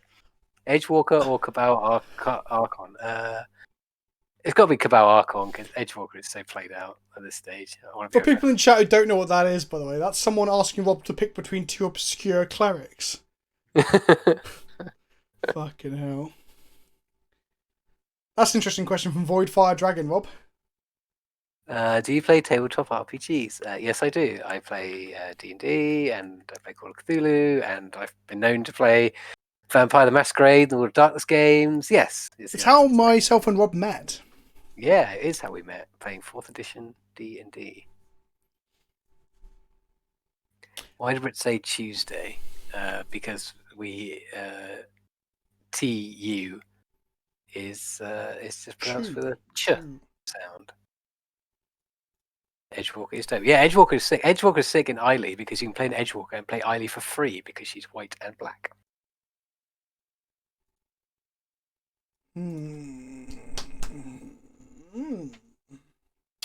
Ancient Tomb, Monolith, Petal, Opal, make a white, make infinite mana, do nothing. Correct. Infinite colorless mana doesn't really get us anywhere.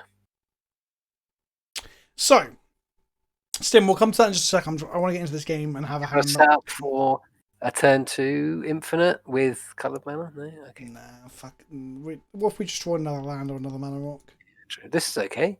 Drop a mana Fog Keep. Go Forge. This is turn 1 Forge. Yeah.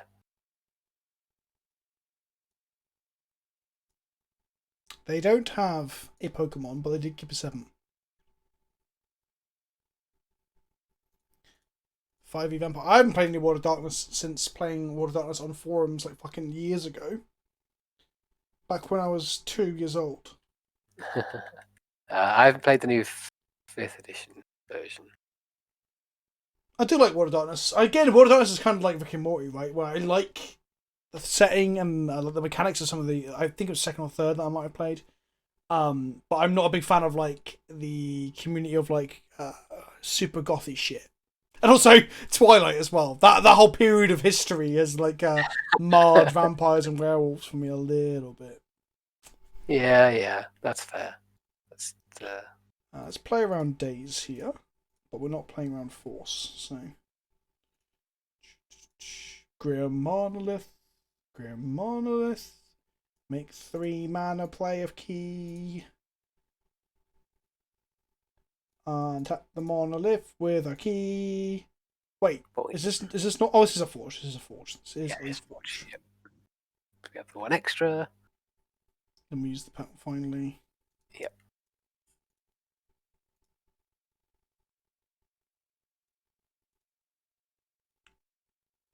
It's a good first turn, honestly. Yeah, nice. We've played 6 cards. About wow. 28. Wait, do we have infinite mana? We have infinite mana? No, we don't. No, we don't. We need another land. Another mana source. Okay. Yeah. So this is Zerda now. To tap it. And then we tap this to try and find like another petal or a Lion's Eye Diamond. Manifold key. Oh, it doesn't quite get us there. Oh, it doesn't quite get us there. No coloured mana here. Oh, wait, no. We cast this because... Cast that? Yep. Oh, no, it doesn't work. If the Lion's Eye Diamond's behind it, okay, so I can't. So we can now untap our Grim Monolith, make 3 and play a Khan. I mean, another Khan, make a dude doesn't seem that bad. Yeah. Okay. I was just trying to see if there was a way to get our... I mean, all our Monolith keys they untap for 0 mana when there's Zerda in play. Yeah, I was just seeing if there was a way we could like wriggle Zerga out in this turn, but I don't think there is. Nope. Next turn now I've capped the pedal. Okay. Wow. There we go.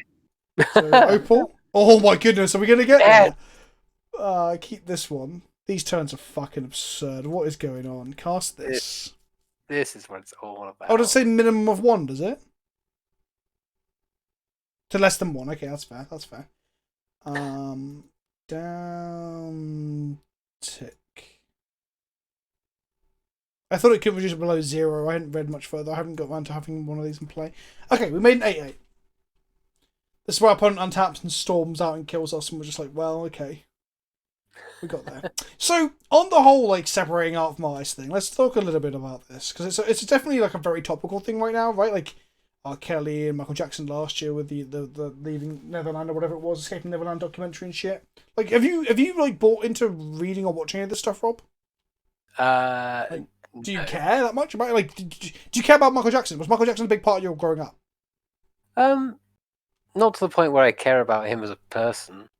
Like, okay, his music was my parents really liked his music, so it was a part of my life as a young person, like exploring music. But yeah, I never really had a stake in his. That's the thing. I've never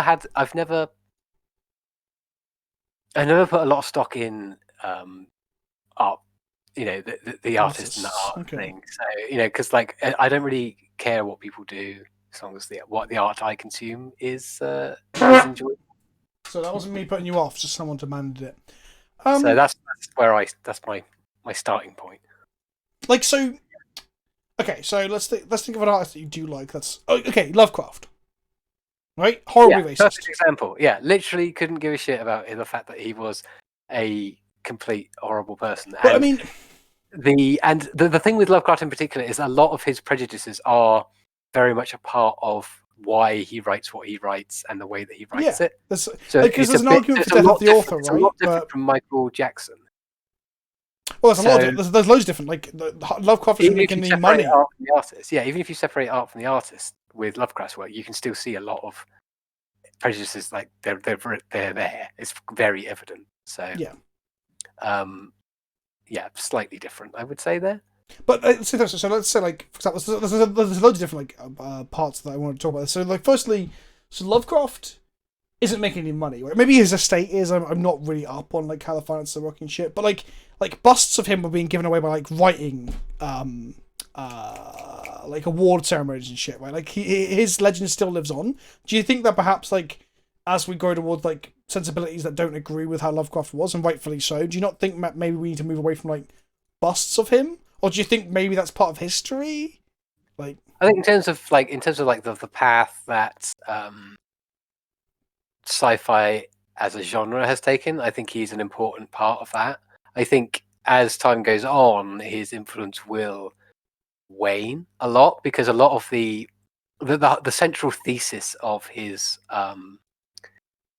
style is all about kind of how human beings are not the center of the universe, and the more we learn, and to this day, that really isn't as reflective anymore. That's why Lovecraft's horror isn't scary to anybody anymore, because the central premise just isn't there. So I think over time that will naturally like fade out. But I mean, like his influence. I think in terms of a genre, contributing to the genre, I think he did help open up a lot of things. So I think he's an important person. I just don't think he's the most important person in either sci-fi or horror, personally. Right. Okay. Because there's that whole thing. Like, I can still enjoy his stuff. Or enjoy the things that are inspired by him. The actual work itself, like you said, isn't all that great. Yeah, I mean, some of the ones are good, but I can't like. I really like. I like the original, the Call of Cthulhu. I like the music of Elric Zan. I think it's really good. I like Dagon, and I like At the Mountains of Madness, and that's about it. Yeah. I mean, I haven't I like a lot more. Like you take the stuff that's kind of built off of him. So I really like the short story that Neil Gaiman wrote about a guy who ends up in Innsmouth in the UK, which I think is very funny. I like the Cthulhu Mythos role-playing game, which does a whole lot to fix all of the racist issues that are in his writing. Have you heard of Lovecraft Country? Have you heard of that? Yes. Yes, I've just ordered it today. Like, I'm really bad at ordering books and they're not fucking reading them anyway. but like, there's a HBO series coming, isn't there? Yeah, which should be interesting. So like, I'm super into. I'm going to try and read that before I watch the HBO show. Is the plan? And the new Nicolas Cage film, Color Out of Space. Yes, Color Out of Space is based on literally a short story by Lovecraft. Yeah, right? Color Out of Space, which is. But I mean, the last story I would have ever thought people would have like tried to adapt into a film. But that's all really easy compared to like fucking living artists making money who are pricks. Like when you compare it to the R. Kellys and the Michael Jacksons, like the other like obvious one that we talked about on this podcast, on this stream a lot recently. Why don't we podcast? Yeah, exactly. Maybe we should. John has been wanting to make a movie podcast for a long time, but is Pantera. Like Pantera are like really important to me in my formative years of like in getting into metal and heavier music and stuff. But like the current lead singer who's still around, still touring as Pantera, is a white supremacist piece of shit. So like, and then we get to the point where like now when I hear a Pantera song, and all their songs we talked about this before as well. So anyone who's in chat might have heard me say this before. Their songs are all about power and empowerment and respect and all this sort of shit. And you're like, okay, now that I know he's a Nazi. It colours it slightly. Yeah, like, excuse the pun, yeah, it definitely fucking does. He's just a white supremacist piece of shit. So, exactly, and then, like, R. Kelly as well. Like, Stim was saying, like, R. Kelly's music's still good. But, like, have you seen some of the song titles on his early albums where it's like, I like the look of your crotch, and, like, young love ain't a thing, or whatever. I don't know the exact terms, but I mean, there's a song called, like, Love Crotch or whatever. But all these songs get recontextualized around the idea that he might be, like, super into children and be a sex offender. It's awful. It's awful. Like, so yeah, so it recontextualizes the music. Like, at least, I guess, with MJ... Like, so to go back to that point where I asked you, like, how important was MJ in your life? Michael Jackson was, like, my favourite artist as a kid. And he was big for my brother and my sister, and my mum was really into him. Like, he was, like, a fundamental part of, like, my growing up. But when the, like, whole Escaping Neverland thing happened, and me and my wife watched it, and again, that documentary is not even necessarily, like, a reliable piece of information, which is a whole interesting conversation as well, where, like with Tiger King and shit, documentaries are just pieces of fucking entertainment, where they're not even reliable anymore, right? Like, they were never truly reliable. They were never primary sources. Yeah, they're always going to have some kind of bias against it, but, yeah, you're right. Some of them skew it more than others. Like, hideously, right? But... Yeah. But yeah, so when I said to my sister, have you watched it yet? She's like, I'm never going to watch it. I'm like, sorry, what? And so, like, she and her friends as well, because we're at a birthday party of people of all, she's a bit older than me. They were all like, no, we're not going to watch it. Like, no, it's like basically sacred to them. It's like the idea of watching a documentary about the Pope or like God, because they're such an important part of like their growing up that they don't want to even like entertain the idea, which is... I'm not like throwing my sister under the bus here. I don't agree with her being like that. I don't think it's the right way to be. I mean, it's a powerful thing. It's a choice, right? It's a decision you make, or you want to know more and educate yourself, or enjoy what you've had and not spoil it. Like that's just it's that I love the bit in The Matrix when they're having the dinner and Cypher's having the steak. Well, there you go. Yeah, exactly. And he says, like, it's the first time I think as a kid I'd heard the term ignorance is bliss, but it's what I always come back to, where he literally looks at the steak, right? And he's talking about how it doesn't exist, but it tastes great to him while he's in there. And he like, I think he, before like putting it in his mouth and clapping his teeth onto the fucking fork, which makes like a certain non-direct noise, and then like the pianist in the background plays, and there's a sweeping shot. I can picture it in my fucking mind. He says, ignorance is bliss, and I always think about it when it comes to these sort of topics. Mm-hmm. Fuck. Naki saying, how old are you? I'm 21. Muffin says it's the same with Bill Cosby. I grew up with the show but can't watch anything of his anymore. See, Bill Cosby's a weird one for Brits, right? Because we didn't grow up with him. Was Bill Cosby on TV when you were a kid, Rob? No. Well, yeah, was, kind of, but not to any extent that is. Yeah, exactly. So the whole like controversy around him is kind of like, I'm aware of it. It's impossible to escape it because he's like another Harvey Weinstein type character, right? Like, Barney got shit for doing loads of heinous shit inside the soup, but he's still regarded as a cornerstone of child entertainment. Stim, you're making that up. There is no thing about the Barney... What? Oh, we got Jimmy Savile as our Bill Cosby. That's true. Okay. Stim says they're not making it up. I feel like you are. We're going to keep this, and we're going to bottom one of the keys. So then we go Ancient Tomb, Monolith, Key, Untap, Opal, Forge. Or do we bottom a land here, Rob? No, what a key. No, because we can unlock the Grand Monolith twice. Yeah, I mean, drop the Ancient Tomb. Nah, because if we play another land later. Oh, here we go. One lander. Bottom city map. Yeah, I'm with you, Steely. I'm with you. So yeah, Savile was RJ Bill Cosby, which is interesting because yeah, covered up. I know it's actually very similar, right? Because Cosby and like Weinstein were just fucking either covered up or ignored by their respective establishments, and we had that with Savile, right? Where the BBC and everyone involved was just like, well, let's just turn the other cheek. Don't worry about it. Yeah, fucking shit. Like, that's just what he does. That's just what he does. Remember when Mr. Blobby smoked a load of crack and shot up a church? That was Mr. Blobby every weekend. Like, growing up, I never really understood all the paper stories about, like, George Michael and Michael Barrymore. Not Michael Barrymore,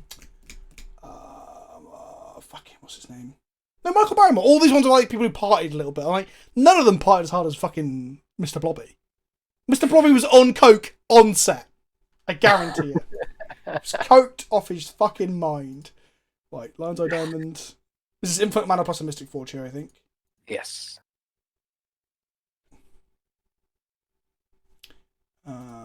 We could play Manifold Key first to not Opal on, then play... No, it doesn't work. I was trying to play on Days, but... I think they're just miracles or some shit, right? They probably got Forcible for this Grim here.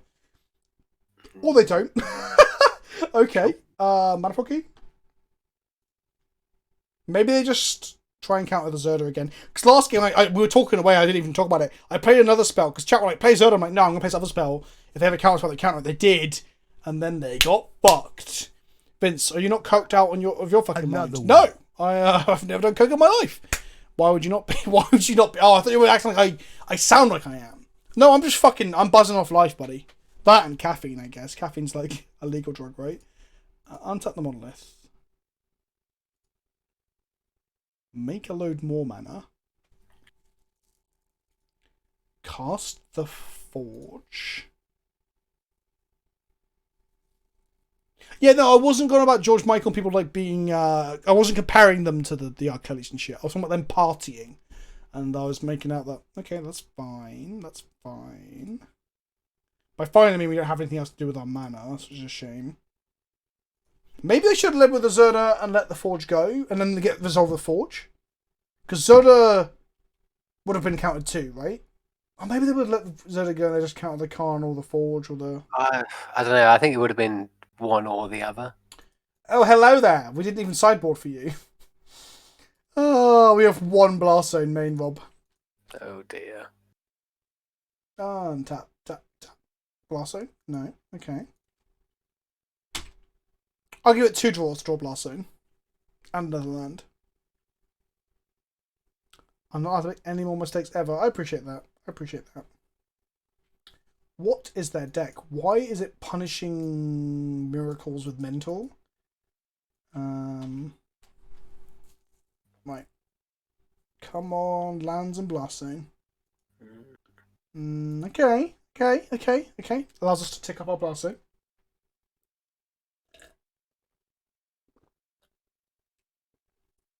So J Cloud was saying that he was like 4-1-ing and 5-0-ing and like doing well in the challenges and shit, even through Null Rods. So you can play through them. He's originally playing 2 Seal of Cleansing, the white seal. So you can't play Disenchant. But he's saying that again, like you can blow up your Null Rods, but in the matches where you bring it into Null Rod, it doesn't hit anything else. Well, at least Blast Zone can like hit other things.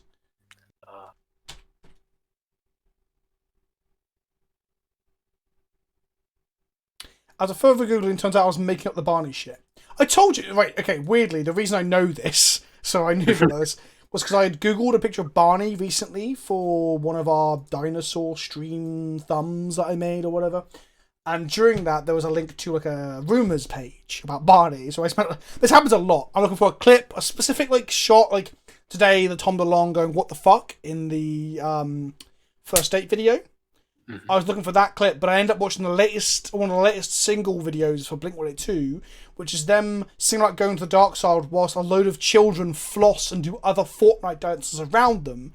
And it is literally the worst music video I've ever seen. And I think it's meant to be ironic, but it doesn't come across as ironic. It just comes across a load of grandpas standing around pretending to be punk rockers still whilst kids do Fortnite dances.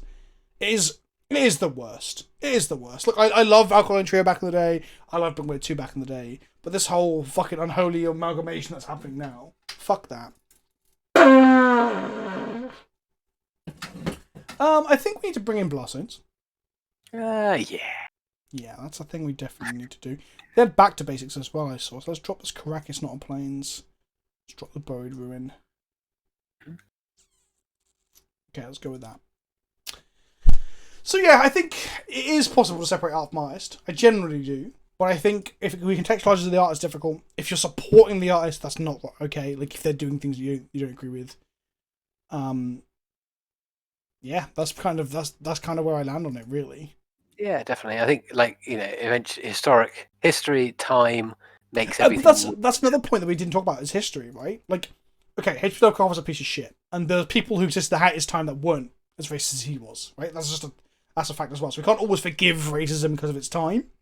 However, it is a product of its time to an extent. Meanwhile, being like a sex offender like R. Kelly is supposedly, I should probably put asterisks next to some of these words, right? Because I'm just assuming it's gospel, but in reality, like, it could be liable because he's been exonerated in court of law or whatever. But still, those things can't be excused by time or history, right? Like, R. Kelly is doing it right fucking now. So there is that too. Not that I'm defending Lovecraft or any old piece of shit domestic abuse, violent, racist authors. Not that Lovecraft was supposed to do domestic abuse, but I'm saying like Hemingway was and shit as well. So, powder.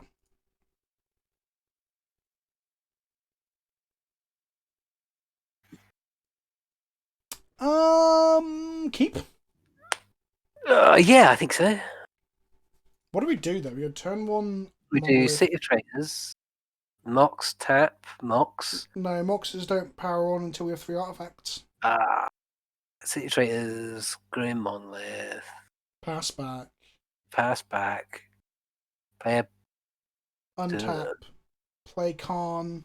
Lose the City to the Blast Zone. Down tick, get a Lion's Eye Diamond. Play an Opal, get some mana.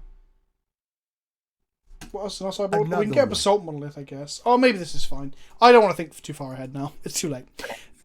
Seeing if its product of its time doesn't excuse it, more so points to parts of the factor that influenced it.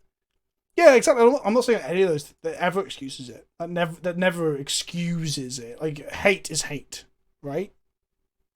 That's the wrong Khan. Actually, it makes an artifact. Maybe that's not so bad.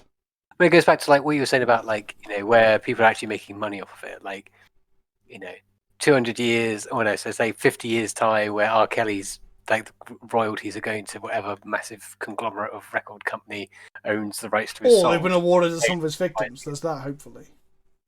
But no, what I'm saying is like, it doesn't excuse it, but it makes it more easy to contextualize and understand it, I guess. Which, like, if you're... Then we get on to conversations about forgiveness, don't we? And redemption and shit like that, I guess. Yeah, which is... Yeah. There's a whole other philosophical discussion, I guess. Yeah. Not, I joked earlier that I was a philosopher, but here we are. Welcome to Philosophy with Robin Vince. Bollocks, this is not good. No, I think we're kind of struggling here. I think our deck is a little soft force.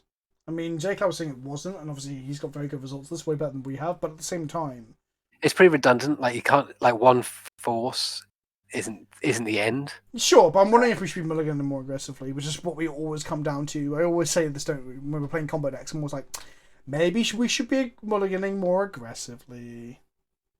Yeah. You have to excuse past wrongs to acknowledge them, but they shouldn't just discard items of historical stuff because they didn't have our values. Yeah, without a doubt, Red Neddy. Like Lovecraft is a good example of being very important to the understanding of certain genres and traditions within literature. Yeah, like, goes now. I think Red Neddy's kind of agreeing with us, but saying like, "Yo, Scientology super affects people." What? Are you saying that? Yes, it does. Wait, what? Where did that come from? Oh, what about stuff that doesn't really affect people, like Tom Cruise being a spokesperson of Scientology? Scientology fucks people up, alright? Like, I'm a big fan of Tom Cruise as an actor, but I think he does seem like a bit of a dickhead. But then, isn't Will Smith a Scientologist? Aren't some of the loveliest, like, big actors of our time also fucking Scientologists? And then at that point, do you not have to... Again, I'm posing questions here. I don't have the answers to these questions. But, like, then we have to think about... Cruise and Will Smith have a platform. And having a platform is important, right? Or not important. It's important to discuss people with having platforms, having to have some sort of responsibility. Like, I feel like I have a responsibility as well. Like, and I am not, of course, anywhere near what they are. But those people also may be part of a cult. Right? Like, even Tom Cruise and Will Smith, these hugely charismatic, hugely important, hugely rich people, are still part of a fucking cult. So, I mean, they say they're not a cult, but they fucking are. So, at the same time, we're like, isn't that interesting that perhaps we have to give them, not forgiveness, but again, contextualize it in that way. And Panzer's just found out that Will Smith was a Scientologist. I'm so sorry, Panzer. I didn't mean to ruin your day. Oh dear. Like, it's like Vince Vaughn being named as the Pope. Wait, what? That's like... No. If the Catholic Church randomly made Vince Vaughn the Pope... I mean, the Catholic Church ain't perfect, but I think they're slightly better than Scientology.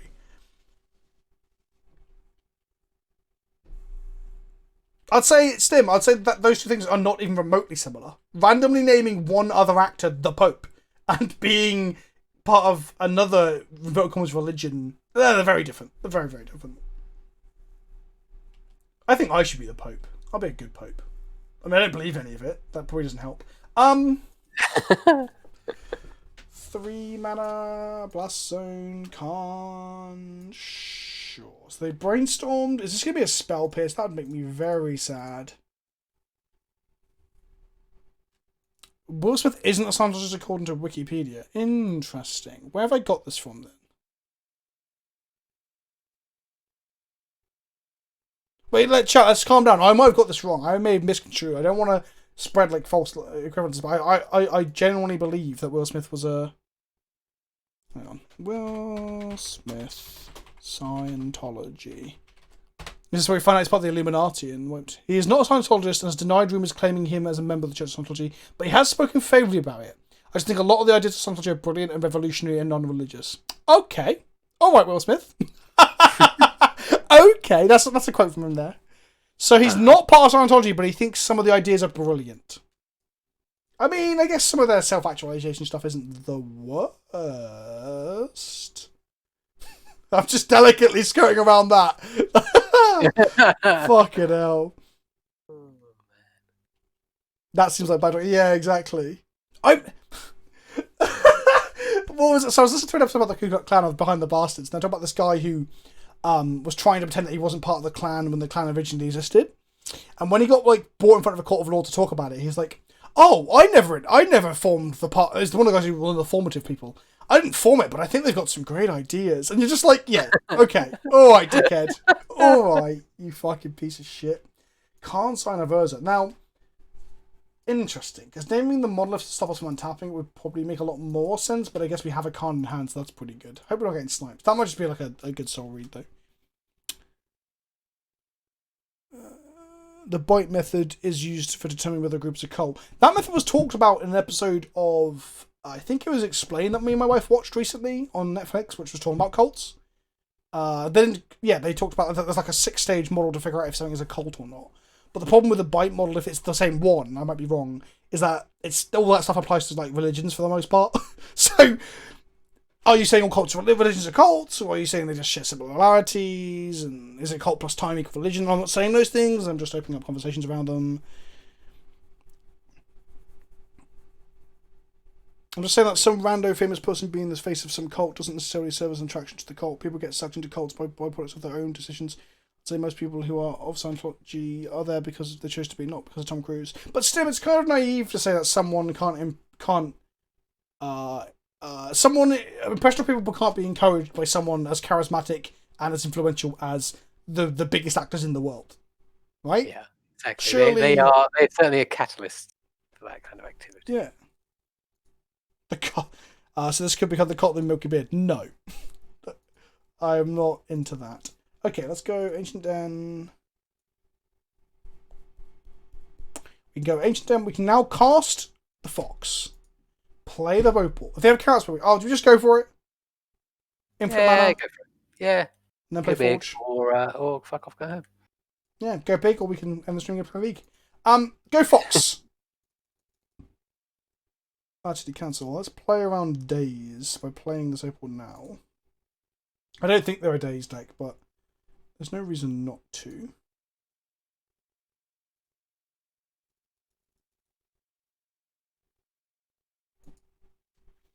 If anybody believes they have the greatest beliefs, they are a cult.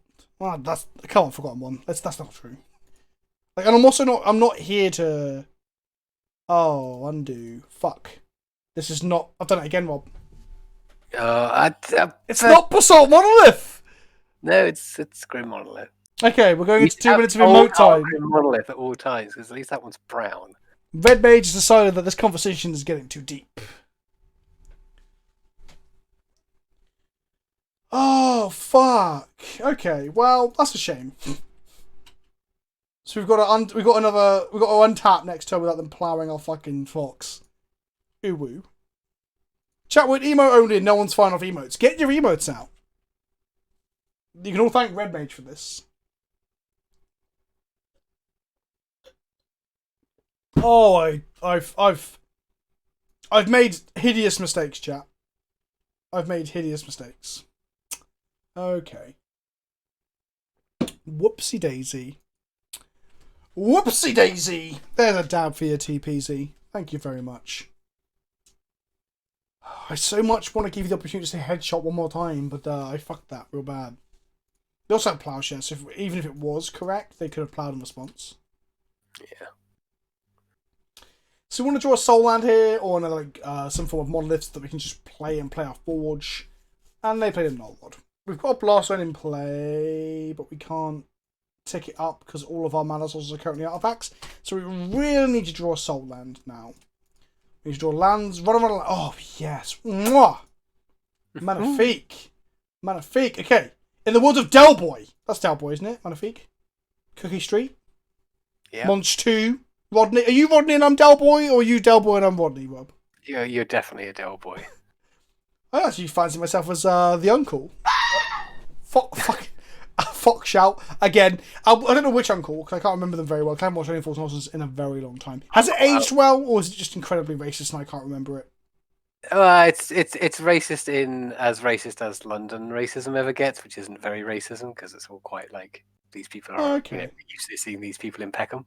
Well, so, that's nice. I guess. It's still funny. It's still funny as hell. Like I could have blown up the needle just to make another construct, which might have just been better actually. Come to think of it, so maybe I should have done that. Untap. We should draw another mana source for this to be able to blow up. We didn't, so we're just going to play our petal to grow our construct. Then hit them for 5. They're on 9 currently. Maybe I should have blown up the needle. Down it to Khan. Hit them with 2 big boys. We're coming out of emote only mode now. To go back to it, and to clarify as well, I'm quite pro religion. I'm quite pro anything that people find like help, positivity in their lives with, or like some sort of hope. The difference with a lot of the cults is that they normally involve destructive behavior as well. Right? That's and like exploiting people. Emote sucks for non-subs. Well, you can always give it a shot. You always get in there and sub up. So what were we saying, Rob? Sorry. Yeah, like cults are like exploitative and nasty. Like just because people are stupid doesn't mean they should have all their stuff taken away by people who are smart. But again, I don't even know. I don't think it's fair to say that cults only attract stupid people. I think vulnerable people too. Like people who have got nothing else. Like, I think people are too quick to be like, oh, like that's just people being dumb. But in reality, like if you've got nothing else left, like you'll try and find hope in anything. Right? People have religious epiphanies that aren't obviously true.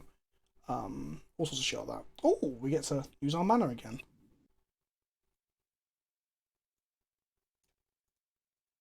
Let's go 3 mana, sack this, kill their Null Rod and kill their Snappy, but we will get and lose our Grim Monolith, but we'll get our mana back.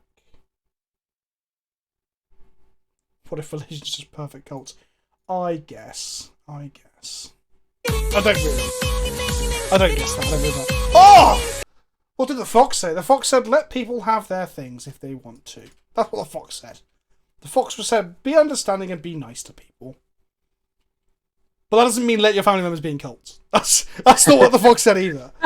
Are you sure? Thank you. It was an anonymous person that played the greatest song ever as well. It's literally a clip of what did the fox say, Rob. Have you listened to that song recently? Not recently. Yeah, it's I don't need to let it back into my life. I'm good. It's a surreal experience listening to that song. Well, this Walking Bliss is not quite lethal, but it's close. One attack with it. Lethal enough, I feel. Again, I agree with Lord Five Alcon here as well. There's a difference between a religion and its church. between the idea and its interpretations. Agreed. There's a difference between like the philosophical aspects of like treat your neighbor well and stuff, and the dogma of like, you know, the dogma that you get in some religions too. Yeah, I think that's there's a lot to be said for both. It's going to sound weird. Both Grant Morrison's New Gods theory and that episode of Family Guy where Peter founds a religion based on the Fonz, in the sense that like you know, like TV and fiction. You're right, Bob. That did sound very weird. Like it strips away all the dogma and just keeps you with the good practices to live by. Like it removes the dogma and keeps the faith, if it's to sound something incredibly asinine. Like yeah, so like I don't know about this very at much. the end of the day, it's like you know, it's just be nice, you know, and I mean, be nice isn't a religion, right? true. Oh God, I think people, you know, to yes, this is a difficult question. It's a very prickly question. I'm trying to kind of like put some thoughts together, but it's quite challenging.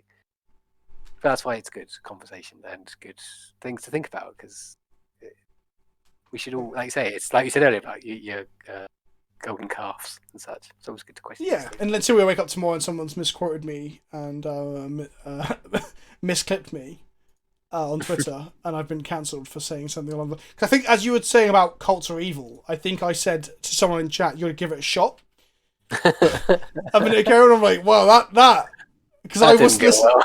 But then when I asked you to repeat yourself, you mentioned cults. Like, I think I just said give it a shot as you said cults are evil.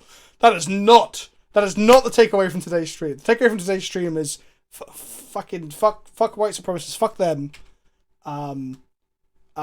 You can enjoy art, but just at least be cognizant of what the people behind the art is like, and let people have their religions, because religion isn't inherently bad. Oh my God, we're gonna lose this. We're at 3 minutes on our clock. That's a nice little summary, I think. Oh, cult's bad. Cult's bad. Yes. Are you aware? I don't know if we talked about this on stream or not. This is on a Behind the Bars episode I listened to ages ago, back when I can go to the gym, because I remember listening to it in the gym. About, did you ever watch Smallville? Yes. Did we talk about how Chloe from Smallville, the actress, ended up being in a cult where they like branded women? No. Yeah, she was in that. She's going to jail. Well, she's currently going through court for people trafficking. So yeah. Huh. Yep, pretty surreal thing to listen to. There's literal videos of her talking to the cult leader. I forget his actual name, but pardon? They're talking on YouTube. The comment sections are turned off, and they're just talking gibberish, because the whole thing about cults is that they create their own languages. So they're talking about like the actualization of the left shin or some nonsense. You know, like, what the fuck are you on about? It's very interesting to watch like two of them and be like, okay, I need to step away from this dark hole of the internet. But yeah. Yeah, there's something new every day. Carl Rayner, is that it? Let me just look it up quickly. Carl Rayner. No. Wait, are you asking that for a different conversation? Because Carl Rayner apparently is a comedian and actor. That is not the guy. That's a nice way of putting it. Or at least in theory how it should work. Dual wording one says cults benefit their leaders, religion benefits the people. Sounds like you don't agree? Well, I mean, I can't think of a religion that doesn't have the best at the top. Sure, but again, also don't forget, like, we're all sitting here as, I guess, a lot of atheists and agnostics from the sounds of things going, well, they're just the same. But don't forget, like, if at least with hindsight anyway, it's difficult to talk about existing things. Another one. I'm on a list. What the fuck are you going about, TPZ? What for? Where was I? I got very distracted by my chat there.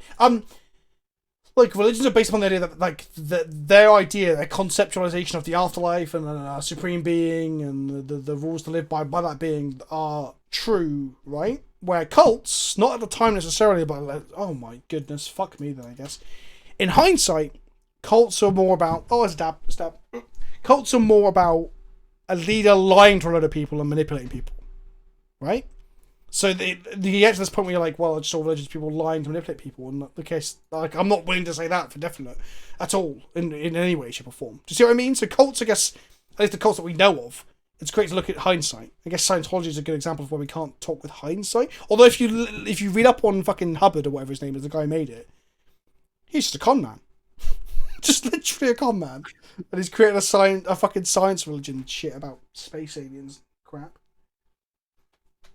I mean, if you start a cult and you're like, you genuinely think it helps people. We're dead, by the way. I'm just gonna scoop it up. Oh yeah. But if you're genuinely helping people, you're not a cult. No. If you genuinely think you're helping people, like, can you only? But again, I don't think you are a cult. Then I don't think at any point where, like you know, just like a peaceful, like Gandhi Dalai Lama style figure is not a cult leader. That's not what a cult is. I want to go to the definition of cult. Okay.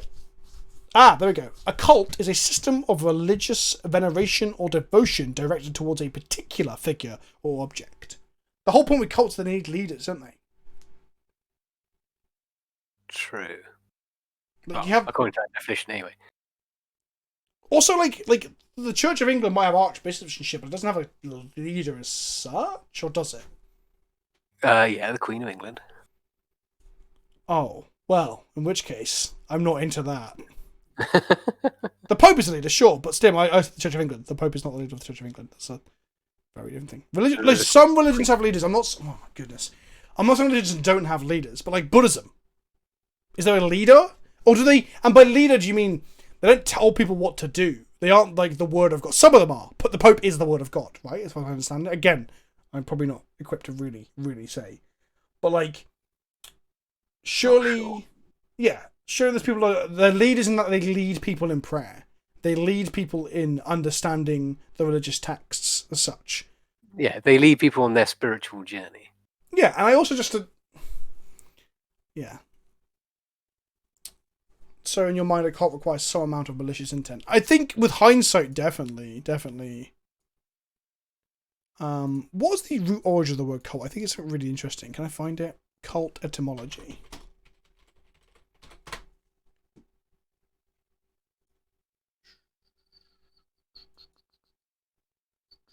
It comes from like some French or Latin for worship. Cult is to inhabit, same origin as cultivate. Because you cultivate the feelings to manipulate people, right? That makes sense. I don't think that's right, Vince. Well, Pat is, if you don't think it's right, buddy, just have a look on Google, because that's literally Latin colere into Latin cult, into Latin cultus, French culte, and then early 17th century cult. Early 17th century, eventually denoting homage paid to a divinity, from the French culte or Latin cultus, which means worship, from cult, which means inhabited, cultivated, or worshipped, from the verb colere. Or grow. Grow is cultivate, grow, yeah. The whole point is to grow devotion, right? Mm-hmm.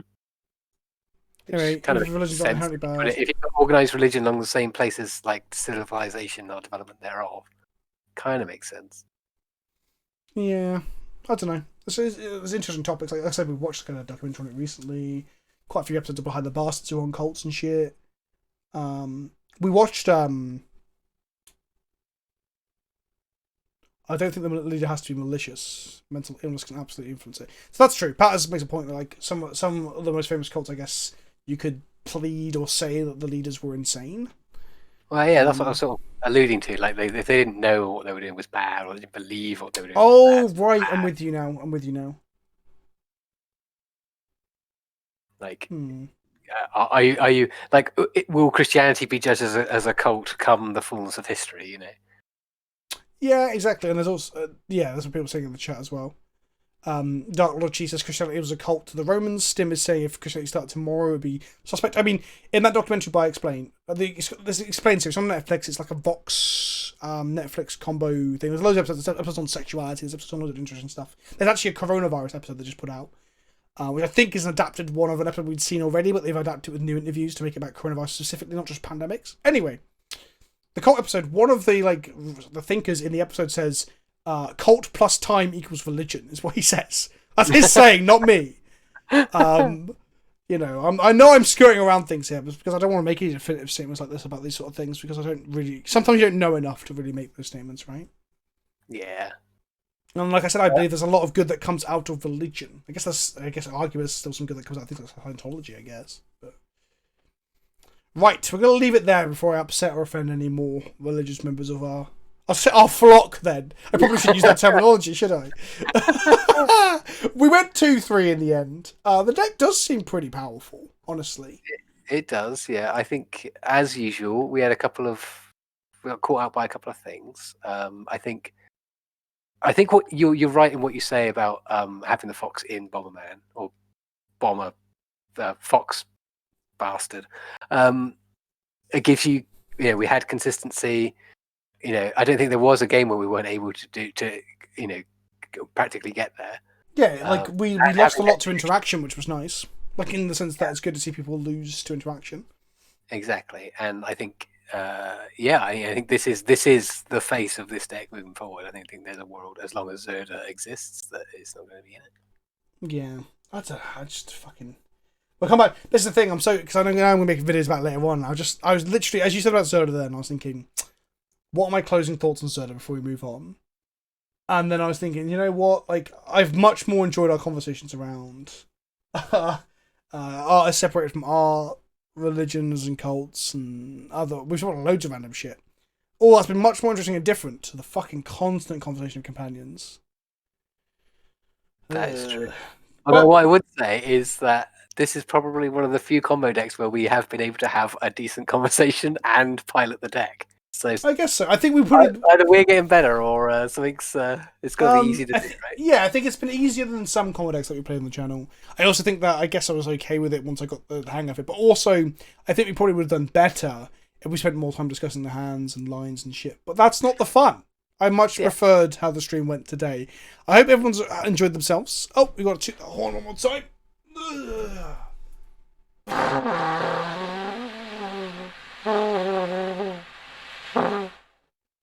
Because if you do, I give it 5. So I don't think this stream will get demonetized. I think none of the conversations we've had will get demonetized. If I had the words flashing up on screen, cult or religion over and over, that would probably get demonetized. But Bollard is just trying to go us into emo only, which is not going to happen right now. I hope like the conversation hasn't been too raw for anyone, because that was never the intention. And I've also tried to moderate it to not just be like people slamming on religion, because I don't think that's fair either. Scientology will demonetize things. Yes, but the algorithm isn't clever enough to pick up those words, especially with my slurring English drawl. Drab? What's the term for like a... Oh, I don't fucking know, it's late. Right, thanks for... Oh, Rob, you were the one that made me toot. Fuck. I didn't realise it was you. One more for the road. I wasn't expecting a deep anal as of religion cults. I don't think it was that deep or much of an analysis. It was more just a load of people who have not read enough to really comment, just talking shit. That's who have no reason to commenting. Yeah, well, I don't know. I think, I think it has been pretty civilized. No one's lost their fucking rag either, which is good. Exactly. You're not actually South London. It's a technique to prevent demonetization. So you're not actually. Yeah, exactly. I'm actually from. Like I said, I'm Californian, or at least my gooch is Californian. My gooch actually looks like a ripped surfer dude. Does your gooch have its own passport? It does, and it goes on holiday back to its home once a year. And then I'm goochless, and I can't leave the house, otherwise all my guts just fall out the bottom of me. I literally just shit out my own intestines. Been one of my favourite streams for a while just because of the conversations. Yeah, it's been fun. I would like to move things more towards... I would like the streams to be silly, as they often are, especially as I add more and more like dumb shit in, like sound effects and this fucking emote thing. But yeah, this is fun. But at the same time, I don't want it to turn into like a... I don't know, I just had flashes of like, you know, when, what's his fucking name? Was it Travis Wu? When he was like, oh, I'm not going to say what he said, because even though it wasn't an offensive statement, it was like, let's do a book club and let's talk about that book by that fascist. And I'm like, wow. And he's like, well, you know something? No. I was thinking, am I going to get like clipped at some point and wake up tomorrow cancelled because I said that Scientology is bad or some shit? I don't fucking know. Fox shout! Fucking Christ. It's a weird fox shout, because the fox shout is jarring, right? And it comes in, and I register it, but I don't jump, but I don't not jump. I'm just like, I have to acknowledge the sound, because it's it's a jarring sound. I don't know. It's weird. But thank you, Suspifiesk, for the fox noise. Which MTG streamer is the communist? Is it Jim Davis? Do you mean Voss Merriam is quite open about being a commie? I think there's pictures of him wearing like fucking USSR uniforms and shit, which I don't necessarily think is the best way to go about that sort of thing, honestly. Yeah. Yeah. But yeah. I mean, I'm not exactly pro-capitalist if you put it that way, but I don't know if I would say I'm a straight socialist. I don't know, but it's fun. I think it's probably yeah, I'm still a leaning liberal lefty, but people like that make me look like a fucking monster. Right.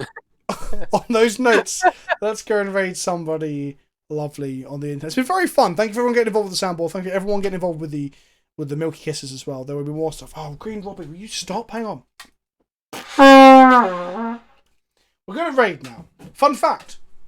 Raiding gets you more Milky Kisses. So being involved in the raid will reward you points so you can do shit like we've done tonight. There will be a curry eating mukbang stream. I can't wait to upload it to YouTube and have the comments be like, what the fuck is this content? As I sit there and eat curry and talk about, I don't know, movies or some shit. I am turning 21 on Tuesday of next week. There will be a I guess I might do the normal stream and then like a Tuesday stream. I haven't decided exactly what's going to happen on yet. What's my curry meat? Chicken. I don't mind beef. I don't mind lamb. I don't even mind pork in some things, not necessarily curries. Another one. But chicken is just so versatile. 21 going on 21. That's right. That's right. Yeah, so there'll be more content this week. There'll be an EDH and Chill this week. There'll be a Talking Head about Companion this week. There will be stream videos going up on YouTube. There'll be some impromptu streams. There will be a stream next week. There will be a little bit less content next week, so I'm going to take some days off to spend with my wife and just hang around the house and not do a whole lot. There will also be a birthday stream. I don't know what that shape or form that will take, but it'll be me, Rob, and so I'm going to invite some other people on as well. People who've been on the channel before and friends and shit, just to hang out and chat shit. Yeah. That's it. If you enjoy the content, you can obviously subscribe as the buttons above my head. Join the Patreon. The Patreon is the links down below. The Patreon gets you access to the Discord for $2 a month. On Discord today, we literally spammed someone with tags until they left and then came back. That was fun. Know what you're doing right now? Thanks, Uncrowd. So shout if Tom, if you're lurking, shout out to Tom, who's now called the Resurrected Tom because he got resurrected by me. I'm not. Man, that does make it sound like a cult, actually, doesn't it, Rob? I think we should end it here. Oh, fuck me. Right. Yeah, so the Patreon's good too. And now we're off to go play some League with patrons. So, yeah, that's what we do. Who are we raiding? Who's looking for a raid right now? Who do you like? Shall we show some love to... Let's throw it over to Talia Vess, I think. Let's do that. Right. Raid. Can I spell this? Let's go in. I was going to throw it over to Surge, but we've raided Surge quite a bit. There we go. Let's get at least 100 people involved. When you get in there, toot your horns. Also, feel free to tell everyone that I'm doing a mukbang curry stream. Yeah, cool. If you don't know what a mukbang is, Google it. Don't worry, it's not as dirty as it sounds. Ta-ta for now, everybody. Ta-ta for now. Okay. Bye.